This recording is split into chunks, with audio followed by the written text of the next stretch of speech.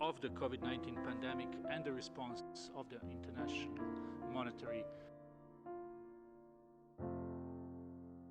Fund. For journalists who are online and wish to ask questions, please click raise hand. We will start with Dr. Tedros, who is joined by Dr. Maria Van Kerkhove and Dr. Mike Ryan. Dr. Tedros, please. Thank you, Tariq, and good morning, good afternoon, and good evening. As Tariq said, we're delighted to be joined today by Kristalina Georgieva, the Managing Director of the International Monetary Fund. Welcome, my sister. Kristalina will say more in a few minutes about the economic impact of the pandemic and what the IMF is doing to support countries and the global economy. More than 1 million confirmed cases of COVID-19 have now been reported to WHO, including more than 50,000 deaths. But we know that this is much more than a health crisis. We're all aware of the profound social and economic consequences of the pandemic. The restrictions many countries have put in place to protect health are taking a heavy toll on the income of individuals and families and the economies of communities and nations. We're in a shared struggle to protect both lives and livelihoods. In the short term, countries can ease the burden on their populations through social welfare programs to ensure people have food and other life essentials. For some countries, debt relief is essential to enable them to take care of their people and avoid economic collapse. This is an area of cooperation between WHO, the IMF, and the World Bank. But ultimately, the best way for countries to end restrictions and ease their economic effects is to attack the virus. With the aggressive and comprehensive package of measures that we have spoken about many times before, find, test, isolate, and treat every case and trace every contact. If countries rush to lift restrictions too quickly, the virus could resurge and the economic impact could be even more severe and prolonged. Financing the health response is therefore an essential investment, not just in saving lives, but in the longer-term social and economic recovery. There are three main areas for countries to focus on. First, we call on all countries to ensure core public health measures are fully funded, including case finding, testing, contact tracing, collecting data, and communication and information campaigns. Second, we also call on countries and partners to strengthen the foundations of health systems. That means health workers must be paid their salaries, and health facilities need a reliable supply of funding to purchase essential medical supplies. Third, we call on all countries to remove financial barriers to care. If people delay or forgo care because they can't afford it, they not only harm themselves, they make the pandemic harder to control and put society at risk.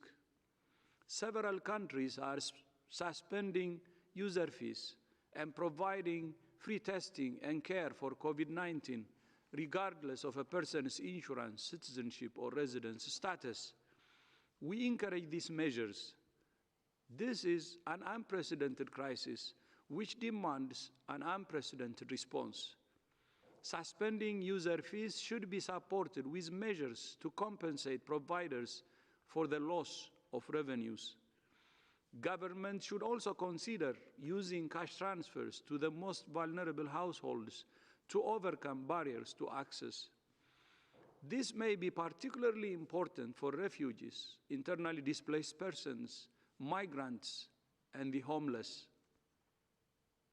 The pandemic is also having an effect on the fight against other diseases like polio. As you know, in recent years, we have driven polio to the brink of eradication. This has been a massive global effort, started by Rotary, supported by many other partners, and led by thousands of health workers, vaccinating children in some very difficult and dangerous areas. Many of those health workers are now supporting the COVID-19 response. They're tracing contacts, finding cases, and providing public health information to communities. To reduce the risk of increasing transmission of COVID-19, the Polio Oversight Board has made the hard decision to suspend house-to-house vaccination campaigns, knowing that this may lead to an increase in polio cases. To reduce this risk, we will support countries to maintain essential immunization for all vaccine-preventable diseases. WHO has published guidance for countries on how to maintain essential health services even while responding to this crisis.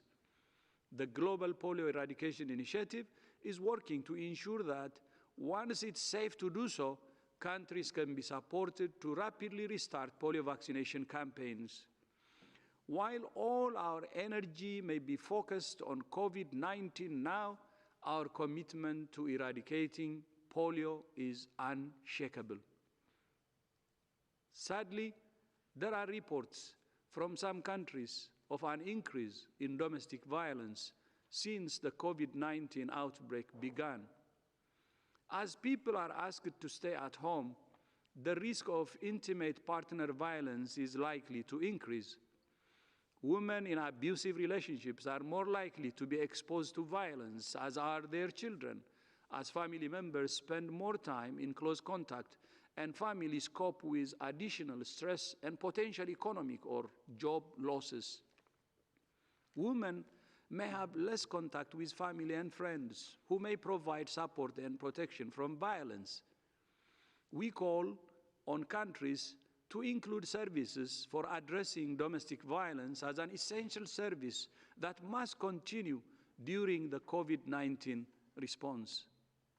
If you're experiencing or at risk of domestic violence, speak to supportive family and friends. Seek support from a hotline or seek out local services for survivors. Make a plan to protect yourself and your children any way you can. This could include having a neighbor, friend, relative,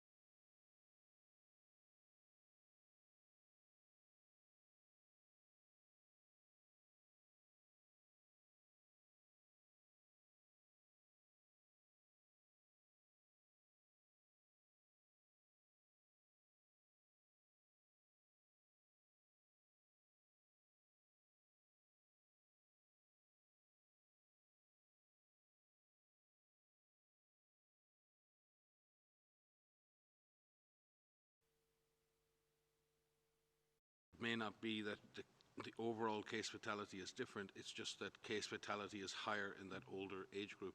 Equally, the presence of underlying conditions in those individuals and the incidence of underlying conditions in those individuals can also lead to worse outcomes. So you have a lot of issues that have to be factored in when you try to work out why one country's mortality rate is higher or lower than another's.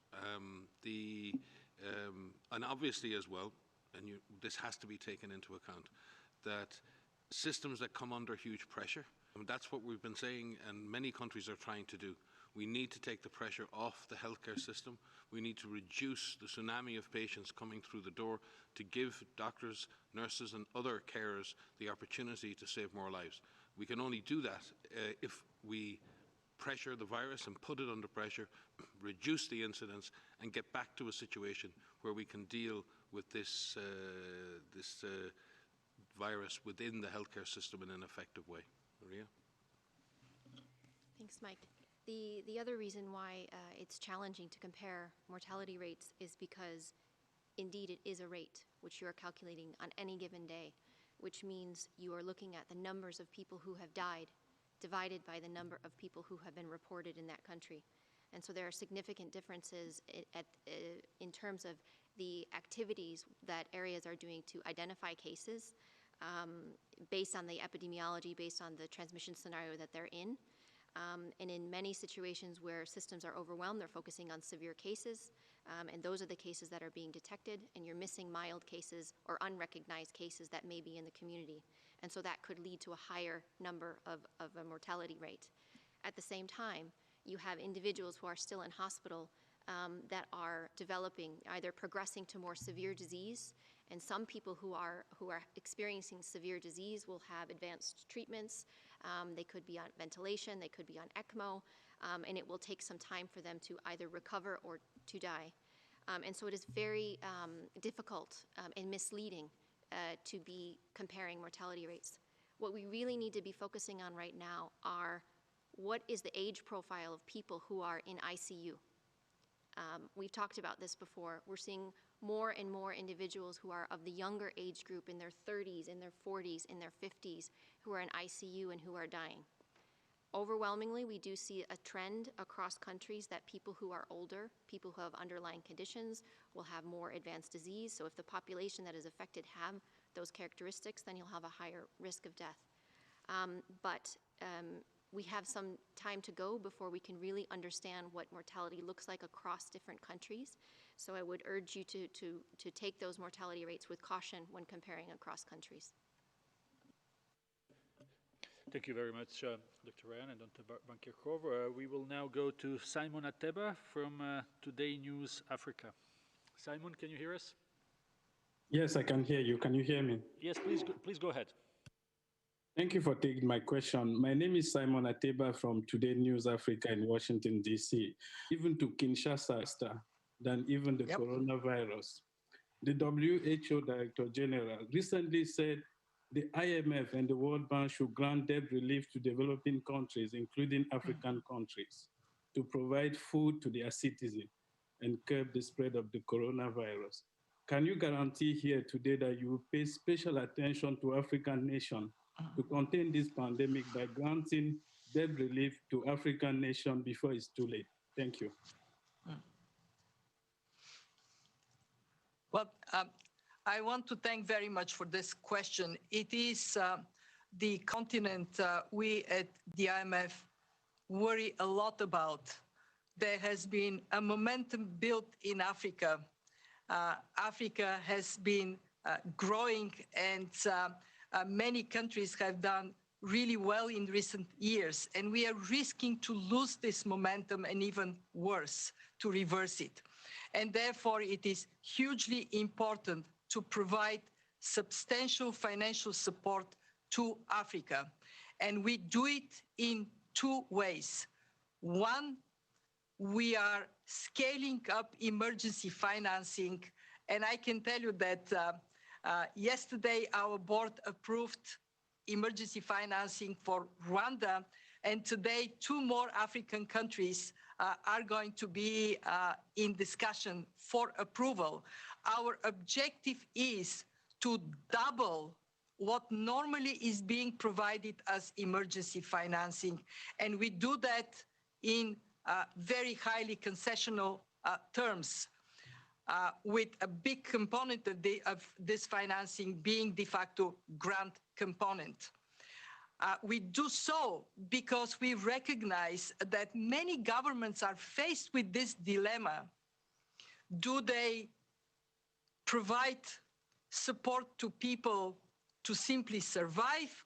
Do they fight the virus? And we want this to be a false dilemma. We want them to have, for the next months, substantial financial resources so they can step up their support for people against the pandemic and their support for the economy. In many cases, informal economy that requires social safety nets to be strengthened to help people. Two, we do see the issue of debt as one that has to be addressed urgently. For us at the IMF, what it means is that for our poorest members, we are raising grant financing to cover their dues to the IMF. It is called Catastrophe Containment Relief Trust, and we have been getting support from the UK, Japan, and others, so we can do what you're saying, provide debt relief vis-a-vis our own obligations.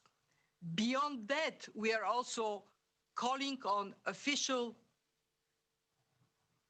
creditors to countries, either countries, many of those are countries in Africa, to provide much needed space for countries to address their immediate priorities by a standstill on debt service to official creditors for a period of 1 year.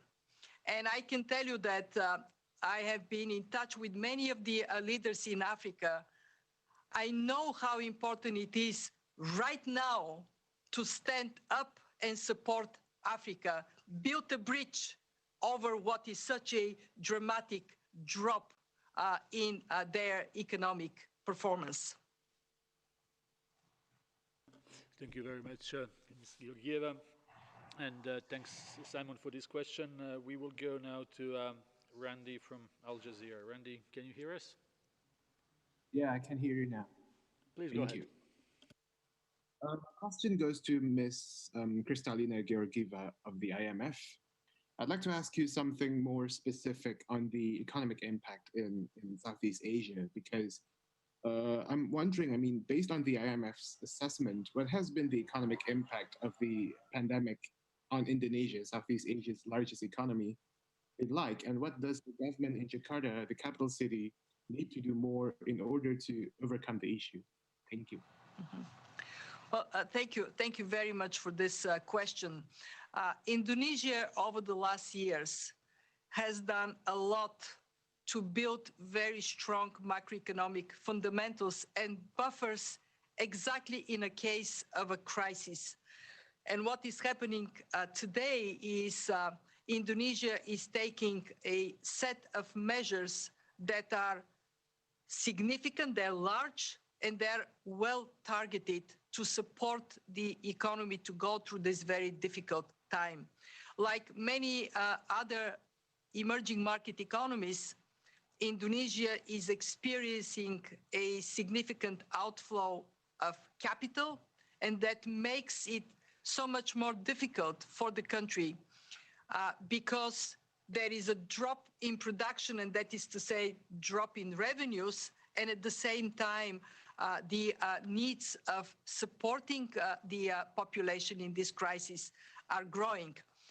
What we see Indonesia doing very well is to have a coordinated response between the Ministry of Finance and the central bank. So measures that are taken are impactful, they're strong and impactful. We are also fully aware that the issue of dollar liquidity is one that many countries, including Indonesia, needs to wrestle with.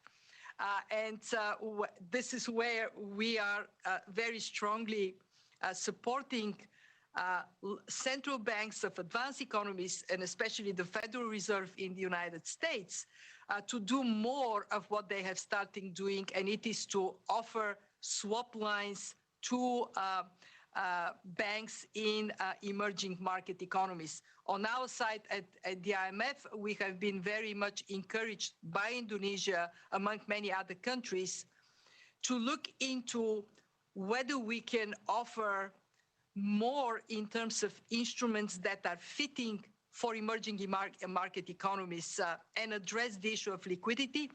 And our board is going to review a proposal in the next days on creating a short-term liquidity line that is exactly targeted to countries with strong fundamentals, strong macroeconomic fundamentals that may be experiencing short-term liquidity constraints.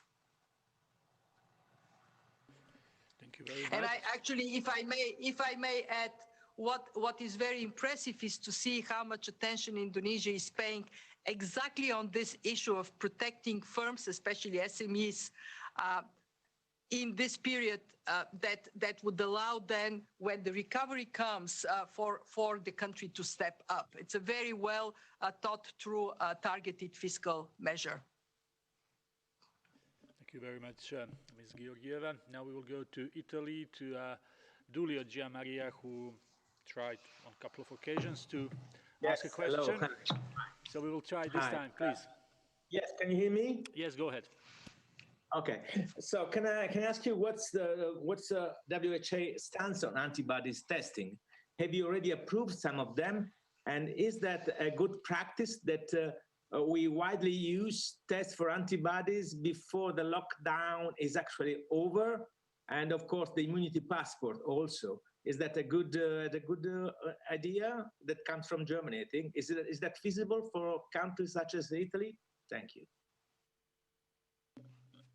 So thank you for the testing. There's a very large number of molecular tests and serologic tests that are now available for use, some of which have gone through approvals in their countries, regulatory approvals.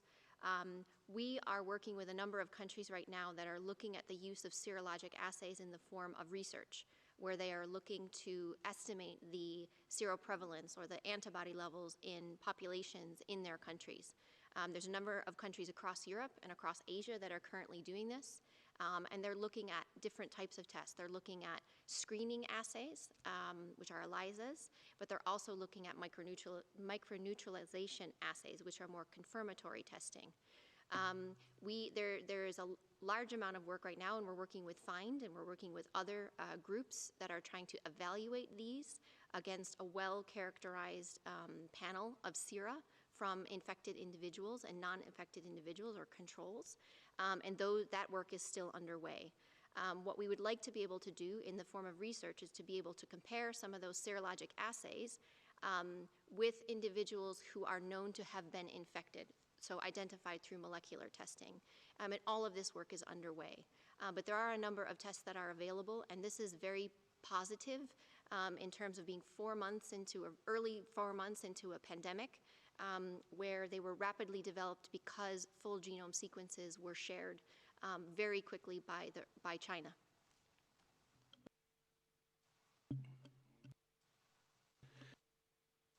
Just add, the tests that are currently being used are PCR type tests that detect the virus, and usually in the nasal cavities of individuals. So if someone is symptomatic and they get tested, you test for the virus. The serologic tests don't test for the virus, they test for the immune response to the virus. And they say you've had a recent infection or maybe not so recent infection. And there are different parts of that test for IgM, which tells you if you've had a very recent infection or still infectious, and IgG, which says you've had an infection at some time in the past. So we have to be careful in using these tests that they may diagnose you as having had the infection, but they're not necessarily used in the active diagnosis of an active case. You can be sick and infected with the virus, and you may not have yet developed a serologic response to the virus. So how these tests are used has to be very carefully calibrated. We welcome all the innovation, and we need a comprehensive set of testing tools, but they need to be rolled out with the careful objectives of what they're actually supposed to achieve. But we do welcome the innovation, we welcome the private sector innovation, and we welcome governments introducing these testing into their national policies in the appropriate way. Thank you very much. We will go now to Agnes, our colleague based here in Geneva from AFP. Agnes, can you hear us? Yes, hello, Tariq, I can hear you. I wanted to add a question to something that Maria Kerkhoff said before. She said, if I understood well, that more and more, it appears that more and more young adults are in intensive cares. If she can give us some figures about that, and if she has any explanation. Thank you. So thank you for that question. Yes, indeed, we are seeing more and more younger individuals who are experiencing severe disease. I should say overall, most of the people who are experiencing severe disease and ending up in ICU and needing advanced care are people of older age and are people who have underlying conditions. But what we are seeing in some countries is that there are individuals who are in their 30s, who are in their 40s, who are in their 50s, who are in ICU and who have died. We've seen some data from Italy, we've seen some data from China, we've seen some data from a number of countries across Europe where people of younger age have died. Some of those individuals have had underlying conditions, but some have not. And so what we need to better understand is why there are young people who are dying from this infection. There are still many unknowns at the present time, so I can't give you a complete answer on that. But what is important is that people who are infected with this, even if they have a mild disease, what is classified as a mild disease or a moderate disease still includes pneumonia. And if you hear anyone who has been infected, who explains the kind of disease that they've had, it's still pretty significant, even if you don't require hospitalization. But what we need to better understand, and these will come through these natural history studies, which are being conducted, of why are some people progressing from moderate disease to severe disease to critical disease? Why are some people progressing backwards from very, very severe disease to more moderate disease and recover? So these are really fundamental questions that we need to better understand so that we can improve our standard of care for anyone who is infected with this.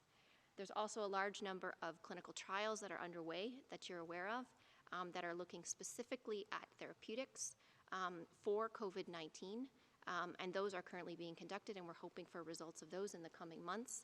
So again, we can have more specific options for people for treatment for COVID-19. But sorry, if I understood well, you were saying that at the beginning of the epidemic, there was more older people and that now there are more young people infected and in intensive care. Is it a change? So it's not a change, but with more countries affected and more virus circulating, we're going to see maybe some slight differences in epidemiology in different countries. It's too early to conclude one way or another if this will be the same in all countries. As we mentioned before, it depends on the populations that are affected, that are infected. But what is important is that everyone needs to do what they can to prevent themselves from getting infected. And by preventing themselves from getting infected and taking those measures will prevent the onward transmission to someone else who could perhaps be more vulnerable. Mike? And if I may add, there was a tendency at the beginning in the last number of months for almost a dismissive attitude to say, well, this disease is severe in older people and it's fine in younger people. And maybe that was a way of people assuring themselves that younger people were not going to be so badly affected. But we've been saying again and again in this forum and with our data, in Korea, even in Korea, who have managed to control the disease, 1 in 6 deaths have been in people under 60. In Italy, over the last 5-6 weeks, at least 10 to 15% of people in intensive care have been under 50. It's not that anything has changed. It's that we collectively have been living in a world where we've tried to convince ourselves that this disease is mild in the young people and it's more severe in older people, and that's where the problem is. And I think the evidence has been there all along, that there is a spectrum of severity, and it is definitely more severe in older age groups, but there is a spectrum of severity in younger people as well, and sometimes in younger people with underlying conditions and sometimes not. So I don't think there's been a significant change. As the numbers grow, as the clinical data is collected, we begin to see that this disease has an impact on the young as well as the old. But again, younger people tend to have a milder course of disease. But that is also younger people, and that is not to scare younger people to say, oh, you need to be careful because you may become very sick. In the main, younger people still have a milder course of disease. What we've also been saying is milder people who get sick can transmit the disease to people who are even more vulnerable. So there are two reasons here for younger people to avoid infection. One, it is not always a mild disease in your age group. And two, if you get sick and you start to transmit that virus, you may infect someone who's in an older age group who is vulnerable, and therefore you need to try and do whatever you can to protect yourself and protect others. Thank you. Maybe I would like to add, in order to remind young people, I said several weeks ago that to young people in my message, in our presser, in one of our pressers, that you're not invincible. And because we had cases actually how the virus was affecting young people too. Still, older people are more vulnerable, and people with underlying conditions are more vulnerable. But we have even now more evidence that it affects younger people too. And that's what we're saying today. But if you compare that to still, the senior citizens are the most affected, but we have now more and more cases also from the younger population. Thank you very much. And we will go now to Latin Finance Network and Joe. Joe, can you hear us? 1 second, we connect to... Yes, please, go ahead. Yes. Oh, thank you. There's this question is for World Bank. So for the IMF, I'm sorry. So this is, the question is, I'm sorry. There's been, in this situation, there's probably been a lot of work on trying to do institutional innovation, and the role of the IMF has been very active in raising funds to help the poorer countries. But there's also been some talk about extended quantitative easing from central banks in Europe to the global level. And I was wondering the role that, if the IMF is considering a new kind of role there in sort of serving as a guarantor or intermediary in a global level of quantitative easing, where central banks in Europe and the US buy sovereign bonds from emerging markets. I was wondering what the policy is at this moment. Yep. But thank you. This is a very interesting question. Let me first say that we have seen unprecedented stepping up of action of central banks and also of ministries of finance in advanced economies. That has been done in a very short period of time with a tremendous significance, because we have seen, as a result of this determined action, some stabilization in markets, and most importantly, financing going to protect people, protect firms, protect jobs.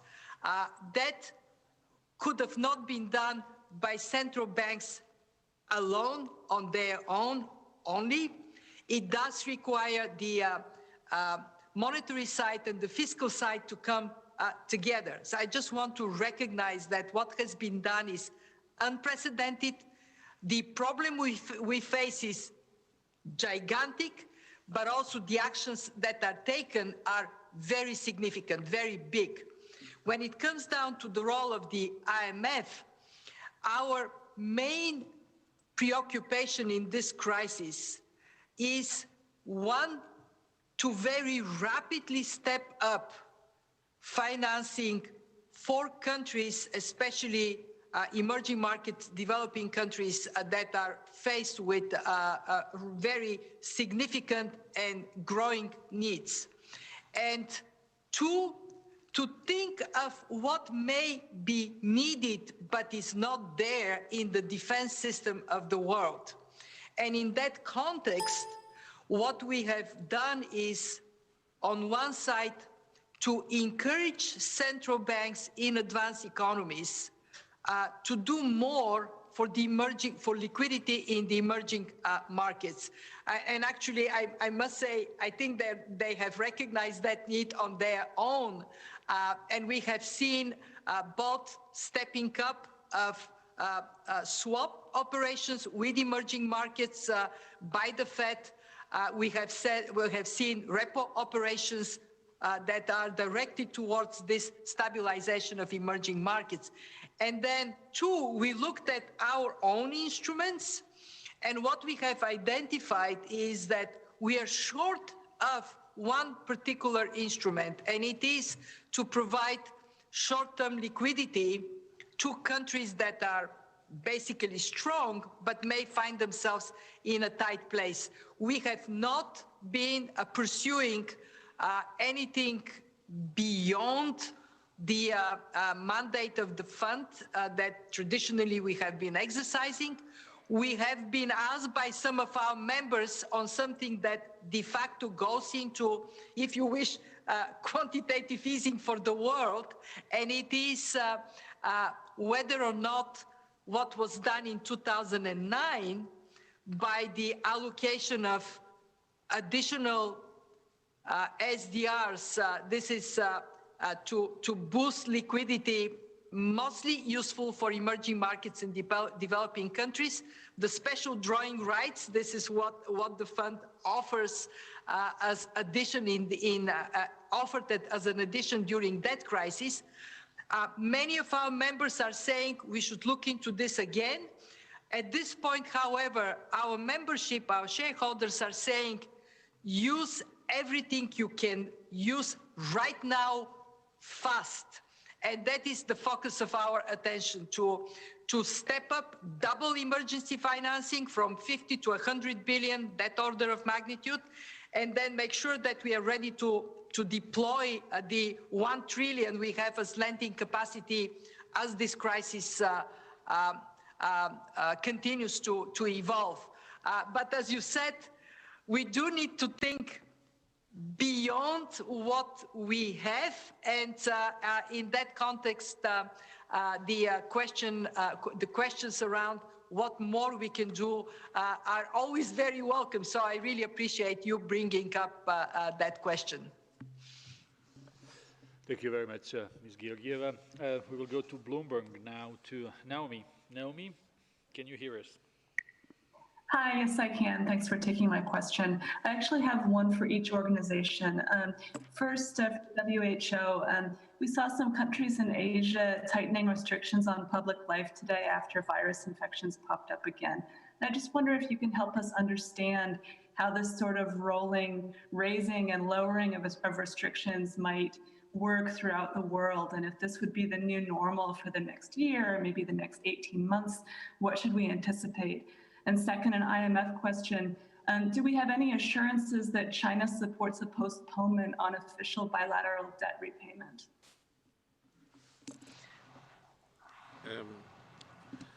On the issue of measures, I think many countries around the world have been climbing a very tragic and dangerous mountain of disease. And we need to be also extremely careful on the descent. We need to be watchful, be aware. We want this disease to go away. We want the numbers to drop. But as they drop, and as we try to come up with transition strategies to allow economies and social life to re-emerge, and nobody wants that more than us here at WHO, and all our medical and nursing colleagues around the world, our healthcare professionals. But what we need to absolutely ensure that if we want to transition back to a steady state with the virus, if we want to reach a point of disease control, We need to put in place the public health architecture. We need a massive investment in our capacity to do surveillance, contact tracing, isolation and quarantine. We need very good information systems. We need a highly educated, engaged and empowered communities around the world who understand what to do if they're sick, where to go, have access to a doctor, to a nurse, to testing, to isolation, to quarantine. And at the same time, we strengthen our healthcare system to deal with those who are very sick. And all the while developing new therapies and vaccines to solve this problem once and for all. If we want to reach that situation where we can live with this virus and have our economies back on track, we must make those other investments.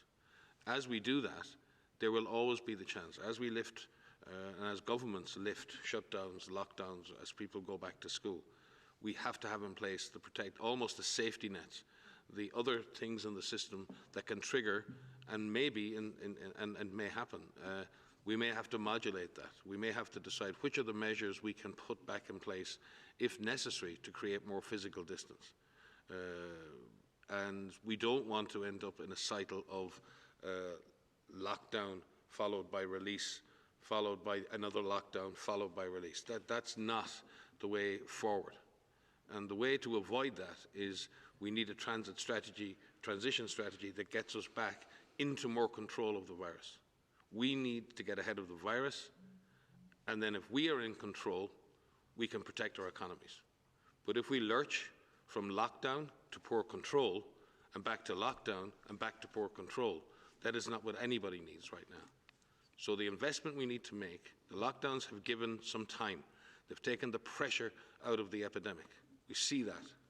This is precious time, not only to strengthen the healthcare system, as the DG has said, but precious time to put in place the public health architecture, the testing, the community education, and build this response from the community up.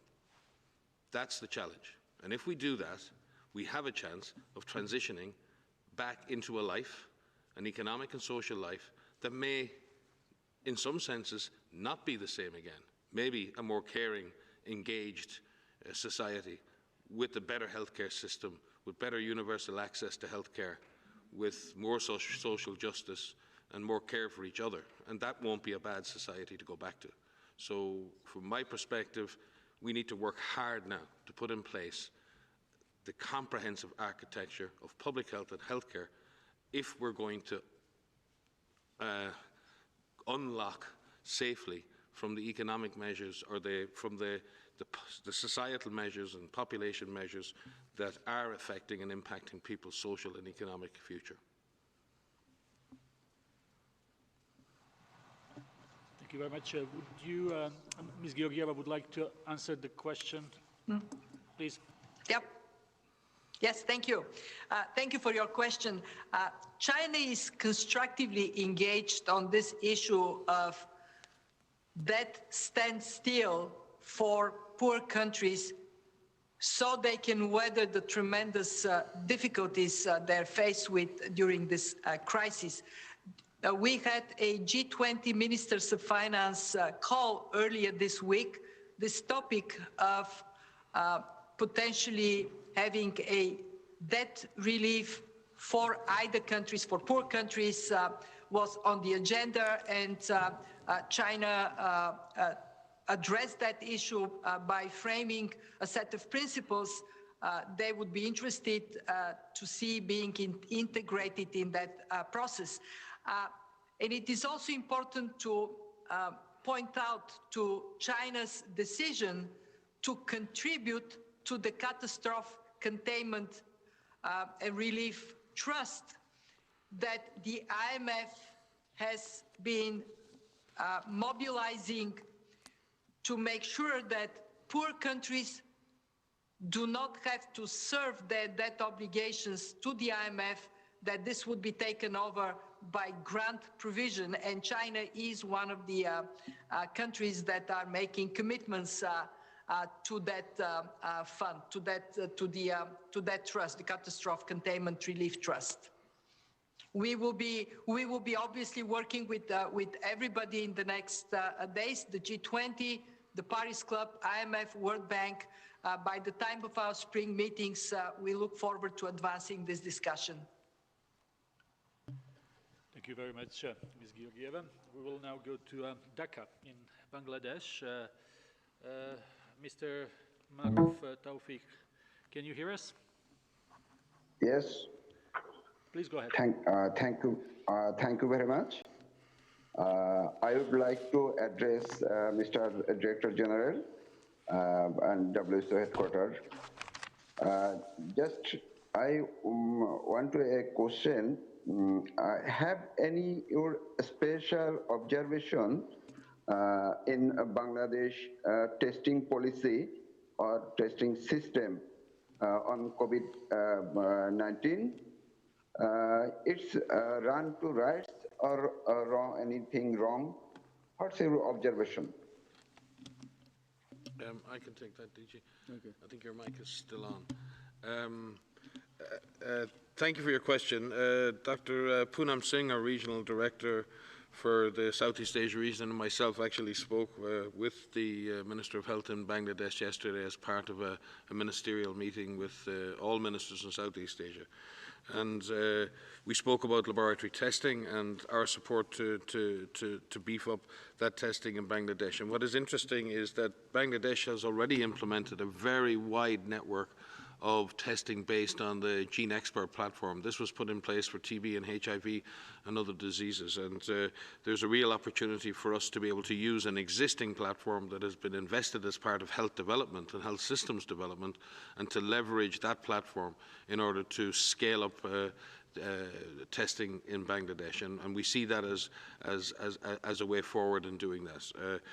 I think Bangladesh is taking the issue of testing very seriously, and the Minister was extremely keen to broaden the testing availability in the country to improve and drive surveillance using polio surveillance and other avenues. So I think there's a strong focus on good surveillance in Bangladesh, and we will do everything in our power to support Bangladesh in their efforts to beef up surveillance and to ensure that there's adequate lab testing available. Thank you very much. We'll go now to South China Morning Post. If we can connect to, I think it's a Mary. Stuart from South China Morning Post. Hi, can you hear me? Yes, please, go ahead. Hi, I'm Dr. Tedros and the team. I have a question about the use of masks, because throughout the last 48 hours, we've seen a lot of media reports suggesting that the WHO is considering revision on the advice of the use of masks on the public level. May I check with you guys whether there is any plan undergoing about, potential changes to encouraging the public, or at least not, dissuading the public from wearing surgical masks publicly? And also, have you guys seen the report from team of Hong Kong scientists on the Nature magazine about the potential effectiveness of using masks in preventing coronavirus? Thank you. Yeah, I can start, and maybe Maria will follow up. On the issue of masks, there's a very important and very healthy debate at the moment looking at how masks are used in this response. First and foremost, surgical and medical masks and masks like N95 and FFP2 and FFP3 respirators are for the medical system, and we must prioritise their use to protect health workers in the front line. And that's what we're working on with all our partners around the world, and with all governments, and with our colleagues in the UN system, and with governments, to try and ensure that we get the best possible protective gear to our frontline health workers. With that in mind, WHO already advises the use of medical masks for people who are ill at home, or people who are caring for people who are sick at home. The debate regarding using masks in general public is built not on the paradigm of protecting yourself. The evidence is quite clear that the wearing of a mask in public doesn't necessarily protect you. But if a sick person wears a mask, then it is less likely that they may infect others. At the moment, and from a WHO perspective, people who are sick with COVID-19 should be in isolation. and we need to make sure that people are in isolation. But there are circumstances, and we need to be open on this. This is a new epidemic. It is challenging everything we know. It is challenging systems. So there are particular contexts, circumstances, in which it may not be possible to do physical distancing, in which people may not have access to all of the services that may be available in other countries. And there may be situations where the wearing of masks may reduce the rate at which infected individuals may infect others. It is not the ideal solution in this sense, but it is it should be considered in the context of the comprehensive strategy to control the disease. It should be considered in terms of the types of transmission that are happening, how intense transmission is at community level, what the circumstances and context of that transmission is, and what the resources are to deal with that. And we must preserve medical, surgical and respirator masks for our frontline workers. But the idea of using respiratory coverings or mouth coverings to prevent coughing and sneezing, projecting disease into the environment or towards others, that's a mechanical process, and that in itself is not a bad idea. But that doesn't negate the need for hand washing. It doesn't negate the need for physical distancing. It doesn't negate the need for people to stay at home if there's a stay-at-home order in place. It doesn't negate the need for everyone to protect themselves and try to protect others. So we can certainly see circumstances in which the use of masks, but homemade or cloth masks at community level, may help in an overall comprehensive response to this disease. And we will support governments in making those decisions based on the situation they find themselves in terms of transmission, based on the context in which they're dealing and the resources that they have at their disposal. But above all, we must ensure that our frontline health workers are the ones who are most exposed. They're the ones that need the high-performance protection in order for them to stay healthy, do their jobs, and save lives. There are many articles coming out at the moment on types of transmission and pre-symptomatic transmission. I've seen one recently from, I think, Singapore, where there was an estimation that about 6% of pre-symptomatic people, or 6% of cases, may have been caused by people who are pre-symptomatic. And I'm not here to question that. There are many different estimates. But the corollary of that, the opposite of that, is clearly that 94% of infections are caused by people who are symptomatic. So we have to look at what's driving this epidemic. There are always the possibility of asymptomatic transmission. There's always the possibility that we can have some element of airborne transmission. But what we have to look at is what is the main driver of this pandemic. And in this case, we still believe the main driver of this pandemic is symptomatic individuals coughing or sneezing or contaminating surfaces or contaminating other individuals. Breaking that chain means ensuring that infected individuals are diagnosed and isolated, their contacts are traced and tracked and quarantined, and that people are cared for very quickly in the system. Having said all of that, as I said, we're having a very open, very healthy debate. We had a long meeting today with our strategic and technical advisory group on infectious hazards from all over the world. I know our expert group on infection prevention and control has been talking about this very intensely over the last days. We will look at all that evidence. We will read every single paper. We will engage with every single researcher, and we will see what place can be found for this intervention in this overall response. And we will support governments who wish to have a measured approach to the use of masks and who include that as part of a comprehensive strategy to control this disease. Maria. Thank you very much, Dr. Ryan. We will have to conclude here. Maybe DG would have one last word, maybe to thank our guest.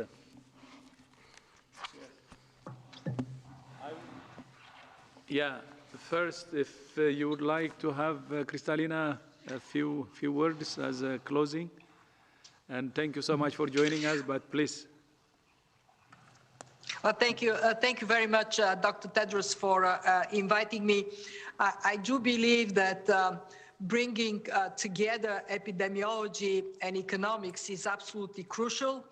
My closing message is that we will get through this, but how fast and how effectively would depend a lot on the actions we take and on making sure that in these actions we bring the world together. The commitment of my institution, of the IMF, is to play our part. Thank you again very much for all you do. Thank you, my sister. It's because, as we have agreed in our op-ed, both lives and livelihoods matter. And that's why we joined forces today. And thank you so much for this very important cooperation. And we have now our plan together that we need to implement. And we agree on how to handle this pandemic. And not only that, we also agree that together we can defeat this virus. This is a new virus, a new coronavirus, and the first ever coronavirus also to cause a pandemic. There are many unknowns, and we should learn every day. And while learning, the united force is really, really key. So together, as you said, I fully agree, we will overcome this.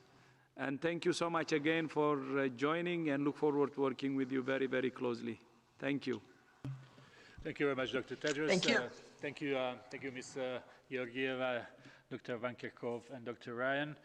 We will have an audio file sent very soon, and transcript as well will be posted tomorrow. We will also send you some of the news from our regional and country offices in their activities against COVID-19. Wish you a very nice weekend.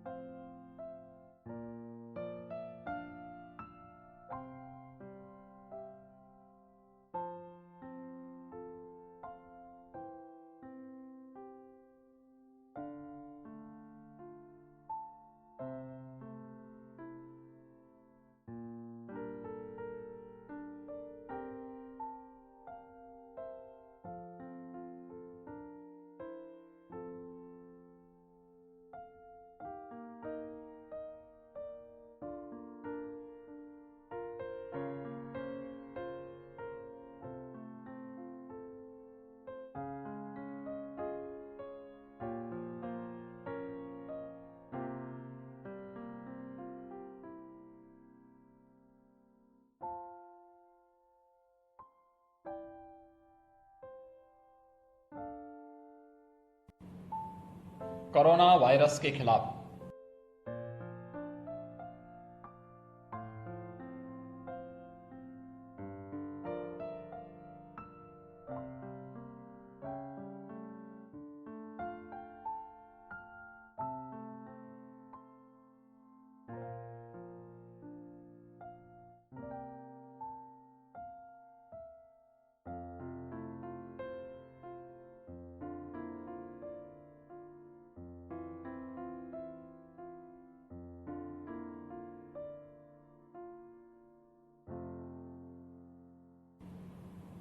Corona virus के खिलाफ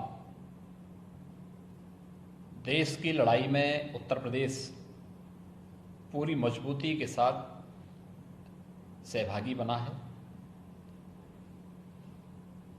corona virus को पूरी तरह समाप्त करना है।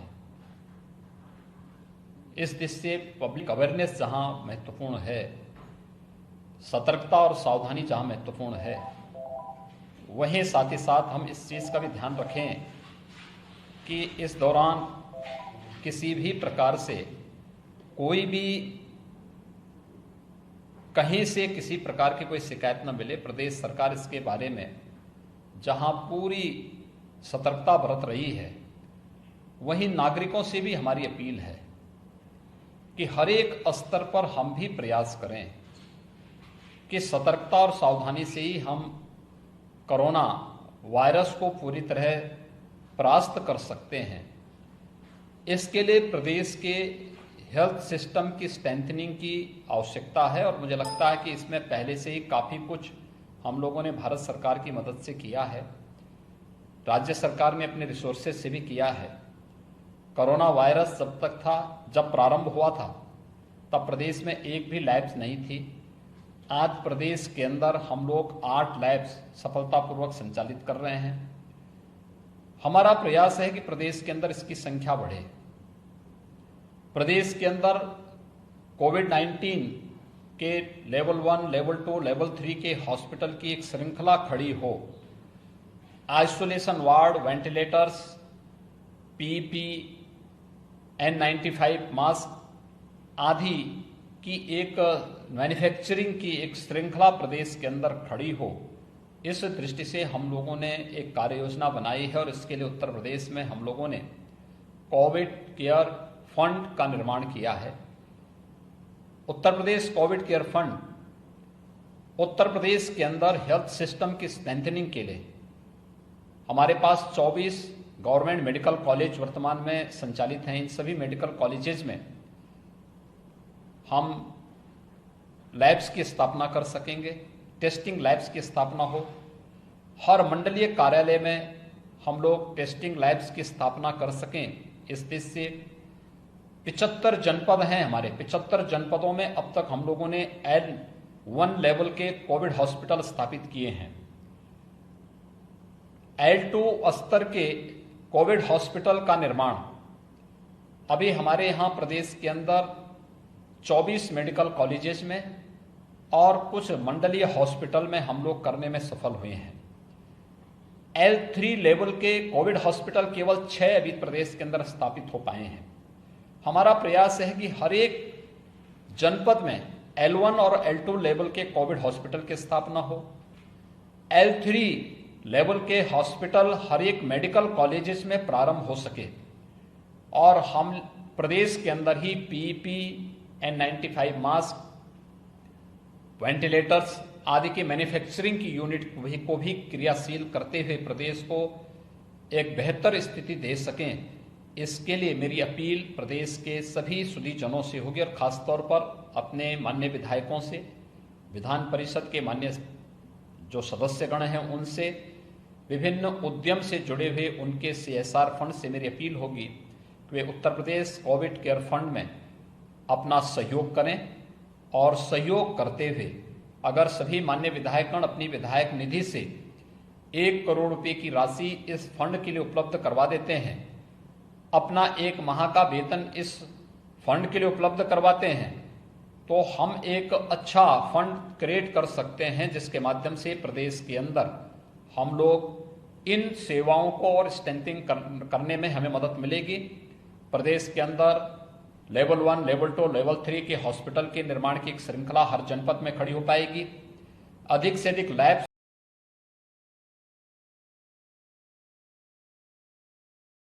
15-20 दिन के लिए अपने घर में लॉकडाउन रहना पड़ रहा हो और लोगों को, बच्चों को समझाना पड़ रहा हो बाहर नहीं निकलना है, तो वैसे में इस टफ टाइम को कैसे निकालेंगे बहुत पॉजिटिवली, बहुत वाइजली। हमारे साथ में सीमांत हैं जो एजुकेशन एक्सपर्ट हैं और पेरेंटिंग को लेके काफ़ी काम है इनका। पिछले 10 साल से IIM बेंगलोर से पढ़ने के बाद इन्होंने दुनिया भर में कुछ काम भी किए और उसके बाद में एजुकेशन पे काम करते हुए अभी दिल्ली में देश भर में काम कर रहे हैं एजुकेशन को लेके, पेरेंटिंग को लेके। तो हम बात करेंगे। मैं सबसे पहले माननीय मुख्यमंत्री जी से अनुरोध करूंगा कि वो इस समय की संवेदनशीलता और इसके महत्व और इसकी अपॉर्चुनिटी के बारे में अपने शब्द रखें। सबको नमस्कार। पिछले 15-20 दिन से दिल्ली के सभी स्कूल बंद हैं। स्कूल बंद करने पड़े हम लोगों को। ये बड़ी एक्स्ट्राऑर्डिनरी सिचुएशन है जब पूरी दुनिया के अंदर एक ऐसी महामारी फैली हुई है और अचानक ये महामारी आ गई। कोरोना नाम का ये वायरस अचानक पूरी दुनिया के अंदर फैल गया और पूरी दुनिया इस टाइम इससे जूझ रही है और इससे बचने का एक ही तरीका है कि अपने आप को सोशल डिस्टेंसिंग जो कहते हैं कि दूसरे लोगों से अपने आप को थोड़ा सा दूर रखो, लोगों को मत छुओ, ताकि ये वायरस दूसरे लोगों से आप तक ना पहुंच सके। ऐसे में हम लोगों को आपकी सेहत के लिए, आपके बच्चों की सेहत के लिए हमें स्कूल 15-20 दिन पहले बंद करने पड़े। उसके बाद पहले दिल्ली के अंदर लॉकडाउन हुआ, फिर उसके बाद पूरे देश में प्रधानमंत्री जी ने लॉकडाउन का ऐलान किया। दिल्ली में अपने प्राइवेट स्कूल हैं, सरकारी स्कूल हैं, एडेड स्कूल हैं, नगर निगम के स्कूल हैं, इन सभी स्कूलों को मिला के लगभग 44 लाख बच्चे अपने स्कूलों में पढ़ते हैं। और अभी ये सभी छोटे बच्चे, बड़े बच्चे, पहली क्लास का बच्चा, 9वीं क्लास का बच्चा, 12वीं क्लास का बच्चा, सभी बच्चे अपने अपने घरों में लॉकडाउन में अपने अपने घरों में एक तरह से बंद हैं। और मैं समझ सकता हूँ कि उनके पेरेंट्स भी, बच्चे के अंदर एनर्जी बहुत ज़्यादा होती है, बच्चे उछल कूद ज़्यादा करते हैं, बच्चे बाहर निकलना चाहते हैं, खेलना चाहते हैं, डेली खेलने के लिए बाहर जाया करते थे, लेकिन अभी वो सारी एक्टिविटीज़ रुक गई हैं इसकी वजह से। और बच्चों के मन में किस्म किस्म के प्रश्न निकल के आ रहे हैं, वो जानना चाहते हैं कि ये कोरोना क्या है, ये सब क्यों हो रहा है। जब से कल ये प्रोग्राम के बारे में अनाउंस हुआ कि parenting in the time of corona, हम लोग 3 बजे आप लोगों से बात करेंगे, अगर आपके मन में कोई प्रश्न हो तो आप हमें भेजिएगा। बड़े इंटरेस्टिंग क्वेश्चंस निकल के आ रहे हैं। एक पेरेंट ने जैसे लिखा है कि मेरी 5 साल की बेटी पूछना चाहती है कि क्या हम सब लोग मर जाएंगे। तो इस किस्म के बच्चे बड़े भोले होते हैं, बच्चों का दिल बड़ा साफ होता है, उनके मन में किस्म किस्म के क्वेश्चंस हैं। उन सभी क्वेश्चंस के एक तरफ जवाब हमारे पेरेंट्स उनके जवाब देने की कोशिश कर रहे होंगे, और हम भी उनके कुछ क्वेश्चंस के जवाब देने की कोशिश करेंगे। और ये कार्यक्रम जो है आगे भी बढ़ाएंगे, आने वाले दिनों के अंदर भी हम किया करेंगे, आपसे बातचीत करेंगे और भी एक्सपर्ट्स को बुलाएंगे। हमारा, जैसे अभी मनीष जी ने बताया, कि मकसद ये है किस तरह से ये जो एक बहुत बड़ी क्राइसिस अपनी ज़िंदगी में आई है, देश के उसमें आई है, इसको अपने घर के अंदर इस टाइम को कैसे अपॉर्चुनिटी में बदला जाए। आज की ज़िंदगी इतनी भागदौड़ की ज़िंदगी है, हमें अपने घर में अपने बच्चों के साथ बैठ के बातचीत करने का मौका ही नहीं मिलता है। और जब गर्मी की छुट्टियां भी होती थी तो गर्मी की छुट्टियों के अंदर भी इतनी सारी एक्टिविटीज़, पेरेंट्स की अपनी एक्टिविटीज़ होती थी, पेरेंट्स तो घर पे रुकते नहीं थे, पेरेंट्स की तो गर्मी की छुट्टियां होती नहीं थी, बच्चों की गर्मी की छुट्टियां होती थी, अपने घर के अंदर कभी भी साथ बैठ के बातचीत करने का मौका नहीं मिला। इस बार एक मौका मिला है जब पेरेंट्स का भी लॉकडाउन है, बच्चों का भी लॉकडाउन है, सारे एक साथ घर के अंदर हैं, तो एक साथ हम लोग क्वालिटी टाइम सब लोग घर के अंदर मिल के बिता सकते हैं। कई सारे पेरेंट्स की शिकायतें आ रही हैं कि बच्चे बहुत ज़्यादा सारा दिन टेलीफोन के ऊपर, टीवी के ऊपर और गैजेट्स के ऊपर लगे रहते हैं। थोड़ा बहुत करना भी चाहिए, उतना तो मुझे लगता है कि आप भी अलाउ करेंगे, लेकिन बच्चों को इस पूरे टाइम में कैसे कंस्ट्रक्टिवली एंगेज किया जाए और कैसे उनके जो क्वेश्चंस हैं उनके जवाब कैसे हों, वो मैं उम्मीद करता हूं कि इस कार्यक्रम के ज़रिए आप सब लोगों को फ़ायदा पहुंचेगा। तो अब कार्यक्रम को आगे बढ़ाते हैं। मैं समझता हूँ मुख्यमंत्री जी की तरफ से ये स्पष्ट है कि हमें इस समय को एक अपॉर्चुनिटी में बदलना है, लेकिन हमारे साथ में विनय भूषण जी भी हैं। मैं चाहूँगा विनय भी अपनी बात रखें और सीमांत भी थोड़ा सा ओपनिंग रिमार्क्स अपने दें, उसके बाद हम क्वेश्चंस ले सकते हैं। मैं विनय से बाद में रिक्वेस्ट करूँगा कि जो क्वेश्चंस आ रहे हैं लोगों के, वो आप लें ताकि उनके जवाब दिए जा सकें। विनय जी। सर, सबसे बड़ा सिंपल सा क्वेश्चन है बच्चों की तरफ से कि एक पेरेंट है, उनके 5 साल की बच्ची है और बच्ची कह रही है कि लॉकडाउन क्यों है। पेरेंट्स समझा रहे हैं कि उनके यहाँ पे कोरोना आजकल ये महामारी फैली हुई है इस टाइप से, तो घर में ही रहना बेहतर है। लेकिन कह रही है कि फिर भी हम पार्क क्यों नहीं खेलने जा सकते हैं, हम अपने दोस्तों से क्यों नहीं मिल सकते हैं। और पेरेंट्स को समझ नहीं आ रहा है कि इस प्रश्न का जवाब कैसे दें, क्योंकि बच्ची है वो और पेरेंट्स से उनका रोज़ का उनका इंटरेक्शन है। तो ये सर आप बताएं इसका किस ढंग से रिएक्ट करें पेरेंट्स अपने बच्चों के लिए। मैं समझता हूँ आप उसे समझा तो रहे होंगे कि पूरी दुनिया के अंदर कोरोना नाम का एक वायरस फैला हुआ है और ये वायरस ऐसा है जो नया वायरस है। बच्चों को अभी तक बाकी बीमारियों के बारे में तो थोड़ा बहुत पता रहता है, लेकिन ये एक ऐसा वायरस है जो कि एक दूसरे को छूने से होता है। जैसे आपको उसको समझाना पड़ेगा ये वायरस कैसे फैलता है। ये वायरस फैलता है अगर मान लीजिए मुझे बीमारी है, मैं आपके ऊपर सीधे खांस दूं या आपके ऊपर छींक दूं, आप मेरे साथ खड़े हुए हैं, आप मेरे सामने बैठे हैं या खड़े हैं और मैंने आपके ऊपर छींक दिया या आपके ऊपर खांस दिया, तो वो जो मेरे थूक के कण हैं वो आपके ऊपर गिर जाएंगे। उसके ज़रिए ये वायरस आपके अंदर एंटर कर जाता है। दूसरी तरीका ये है वायरस के एंटर करने का कि मान लीजिए जैसे मैं बीमार हूँ, मैं खांस रहा हूँ, मैंने हाथ मुंह पे रखा तो वो जो थूक के कण है वो मेरे हाथ में आ गए। अब मैंने उसको यहाँ छू दिया, आप आए और आपने उसको छू दिया तो ये आपके हाथ पे आ गया और आपने अपने हाथ को मुंह पे, नाक पे या कान पे, यहाँ पे नाक पे, आँख पे या मुंह पे रखा तो ये आपके अंदर एंटर कर जाता है। तो ये दो तरह से वायरस फैलता है। तो भीड़ भाड़ इलाके के अंदर अगर आप जाते हैं, आपने कोई जगह जगह छुआ, हाथ लग गया आपका और वहाँ पे किसी वायरस वाले ने, किसी बीमार आदमी ने पहले से हाथ रखा हुआ है, आपको फैल जाएगा। दूसरा ये कि आप बाहर गए और किसी के बहुत क्लोज आ गए, जो सोशल डिस्टेंसिंग कहते हैं कि हर व्यक्ति से 1-2 मीटर की दूरी बना के रखें ताकि वो सीधे आपके ऊपर खांस ना सके, सीधे आपके ऊपर छींक ना सके। तो आपको अपने बच्चे को यही समझाना है कि इस वक्त ये इस किस्म की बीमारी फैली हुई है पूरी दुनिया के अंदर, जो एक व्यक्ति से दूसरे व्यक्ति में इस तरह से ट्रांसमिट होती है। इसीलिए हम लोग डिस्टेंसिंग बना के रखे हुए हैं, इसीलिए अपने को बाहर निकलने से रोकना है ताकि हम अपने आप को किसी और संक्रमित व्यक्ति से, वायरस हमारे में आए उससे हम अपने आप को बचा सकें। और ये चेन तोड़नी है। एक व्यक्ति अगर बीमार है तो वो 10 लोगों को और बीमार कर देगा। तो एक व्यक्ति अगर बीमार है तो उसको हम घर में बंद कर देते हैं, उसको क्वारंटाइन करते हैं ताकि वो और लोगों के संपर्क में ना आए, ताकि ये संक्रमण जो है ये रुक सके। आपको अपने बच्चे को इसी तरह से समझाना पड़ेगा और उसको मनाना पड़ेगा। इसमें चुनौती सबसे बड़ी ये है कि जो थोड़े बड़े बच्चे हैं वो तो समझ सकते हैं, पर जो बहुत छोटे बच्चे हैं 5 साल, 10 साल, 8 साल के, उनको समझना। और एक चुनौती ये भी है कि उनके मन में कोई डर ना बैठे। इसीलिए सीमांत से हमने रिक्वेस्ट किया था कि वो पेरेंटिंग पे काम करते हैं, कि अगर इस ख़ास तौर से उस एज ग्रुप के बच्चे के जो पेरेंट्स हैं वो कैसे अपने बच्चों को समझाएं, क्योंकि उनको मन में, जैसे सीएम साहब ने भी कहा कि एक बच्ची पूछ रही है कि क्या हम मर जाएंगे, क्या दुनिया ख़त्म हो जाएगी, तो टीवी पे देख रहे हैं, अखबार में पढ़ रहे हैं, चर्चा में सुन रहे हैं, तो वो पेरेंट्स अपने बच्चों को कैसे समझाएं?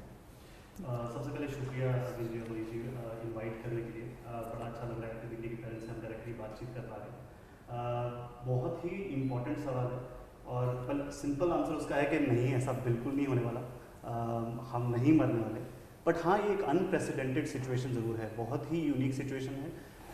आज तक हमारी जनरेशन ने ऐसी सिचुएशन नहीं देखी है। इस सिचुएशन में पेरेंट्स भी थोड़े से एंग्शियस हैं, थोड़े से स्ट्रेस्ड हैं, क्योंकि उनका रूटीन जो है दिन प्रतिदिन का, चाहे वो प्रोफेशनल हो, वो थोड़ा सा बदल गया है, जिसके कारण से उनके ऊपर थोड़ी सी एंग्जाइटी बढ़ गई है। बच्चों के ऊपर जो है सबसे सिंपल चीज़, जो सबसे छोटे बच्चे होते हैं वो चीज़ कर ही नहीं पा रहे हैं जो उनको अच्छा लगता है। जैसे बच्ची कह रही थी मैं पार्क में जाना चाहती हूँ, मैं कैसे जाऊँ, या फिर मैं अपने दोस्तों से बात करना चाहती हूँ तो मैं कैसे करूँ। तो मुझे लगता है बहुत छोटे बच्चों को सबसे पहले तो हमें इस तरह से इंगेज करना पड़ेगा कि क्या अगर वो बच्चा दोस्तों के पास नहीं जा सकता तो क्या हम टेक्नोलॉजी के ज़रिए हर रोज़ कुछ एक टाइम निकालें जहाँ वो अपने दोस्तों के साथ बात कर सके।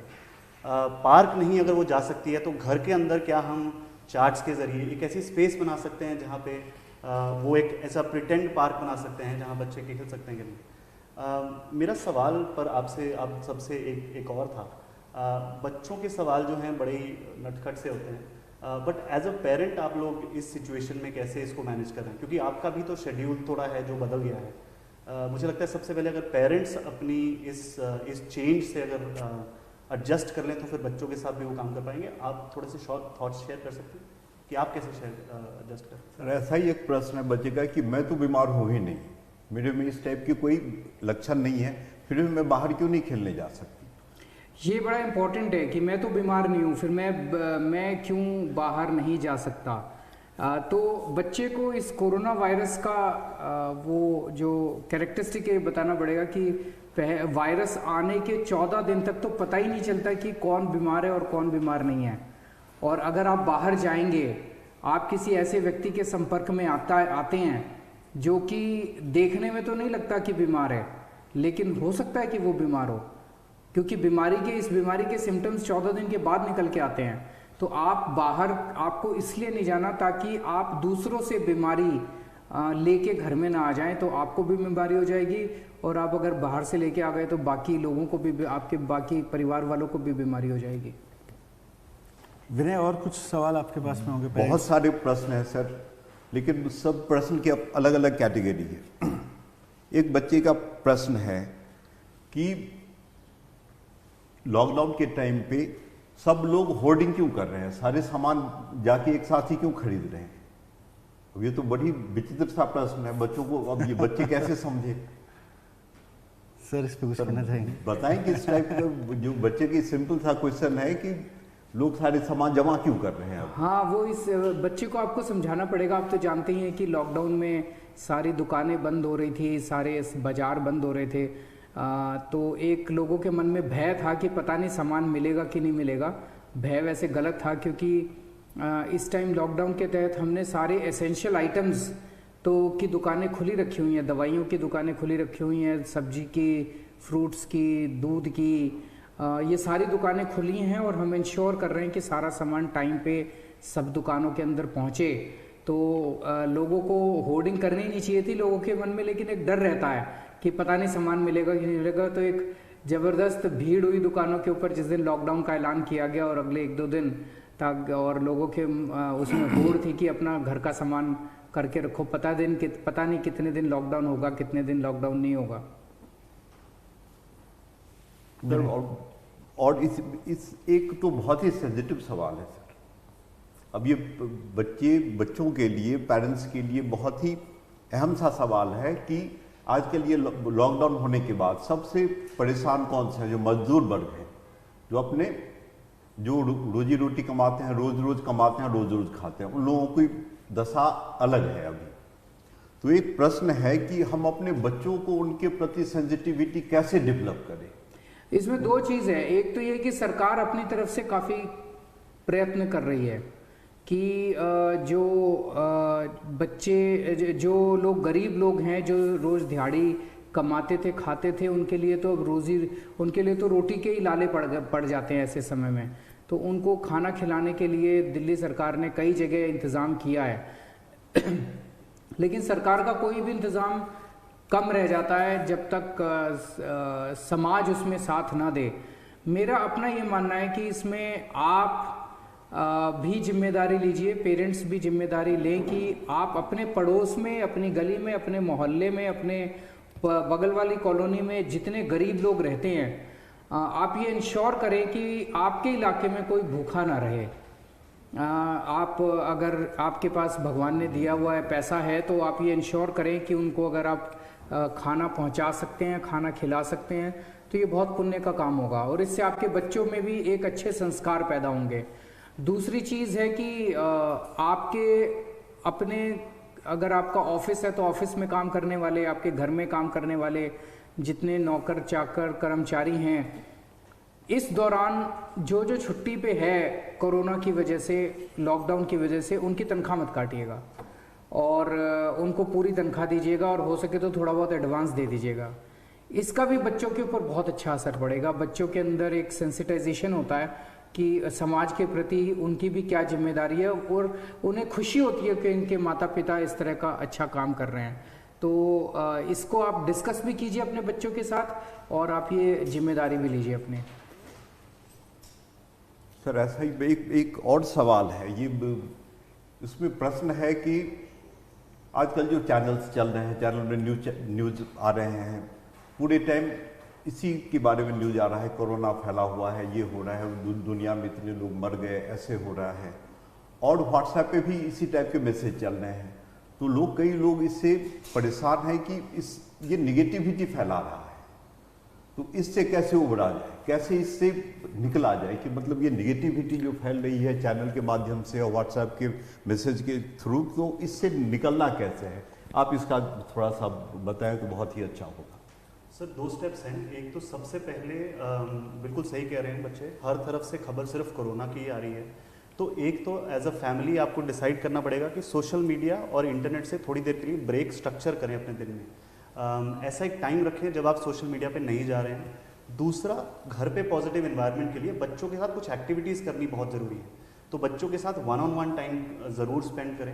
एक्टिविटीज़ आप कर सकते हैं जैसे अंताक्षरी खेलना साथ में आप खेल सकते हैं। फैमिली टाइम बिताना भी बहुत ज़रूरी है जिससे थोड़ा सा पॉजिटिविटी हो घर के अंदर। इसमें सबसे बड़ी चुनौती यही है कि बच्चों के मन में डर ना बैठे, और ख़ासतौर से छोटे बच्चों के मन में, क्योंकि जिस तरह की टीवी न्यूज़ वो देख रहे हैं कि इतने लोग मर गए, इस देश में इतने लोग रोज़ मर गए, इतने लोग मर गए, तो कहीं ना कहीं जितने भी सवाल आ रहे हैं उस डर के लिए आ रहे हैं कि बच्चे अपने माँ बाप से डर के सवाल पूछ रहे हैं कि क्या होगा, कुछ चिंता है उनके मन में, तो कहीं ये उनके मनोविज्ञान में, उनके मन में अंदर तक ना बैठ जाए और किसी डिप्रेशन में ना चली जाए हमारा एक सोसाइटी का बड़ा वर्ग।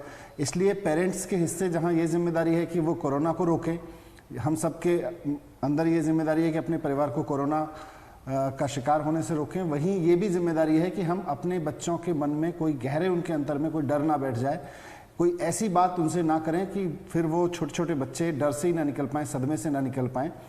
इसको भी ध्यान में रखना पड़ेगा, मुझे लगता है। बिल्कुल सही कह रहे हैं मनीष सर। एक चीज़ ज़रूर हमें करनी है कि बच्चों को ओपनली एक्सप्रेस करने दें अपनी इमोशंस को, क्योंकि जितना वो दबाते रहेंगे और ओपनली आपसे बात नहीं करेंगे तो वो अंदर ही अंदर और डरते रहेंगे।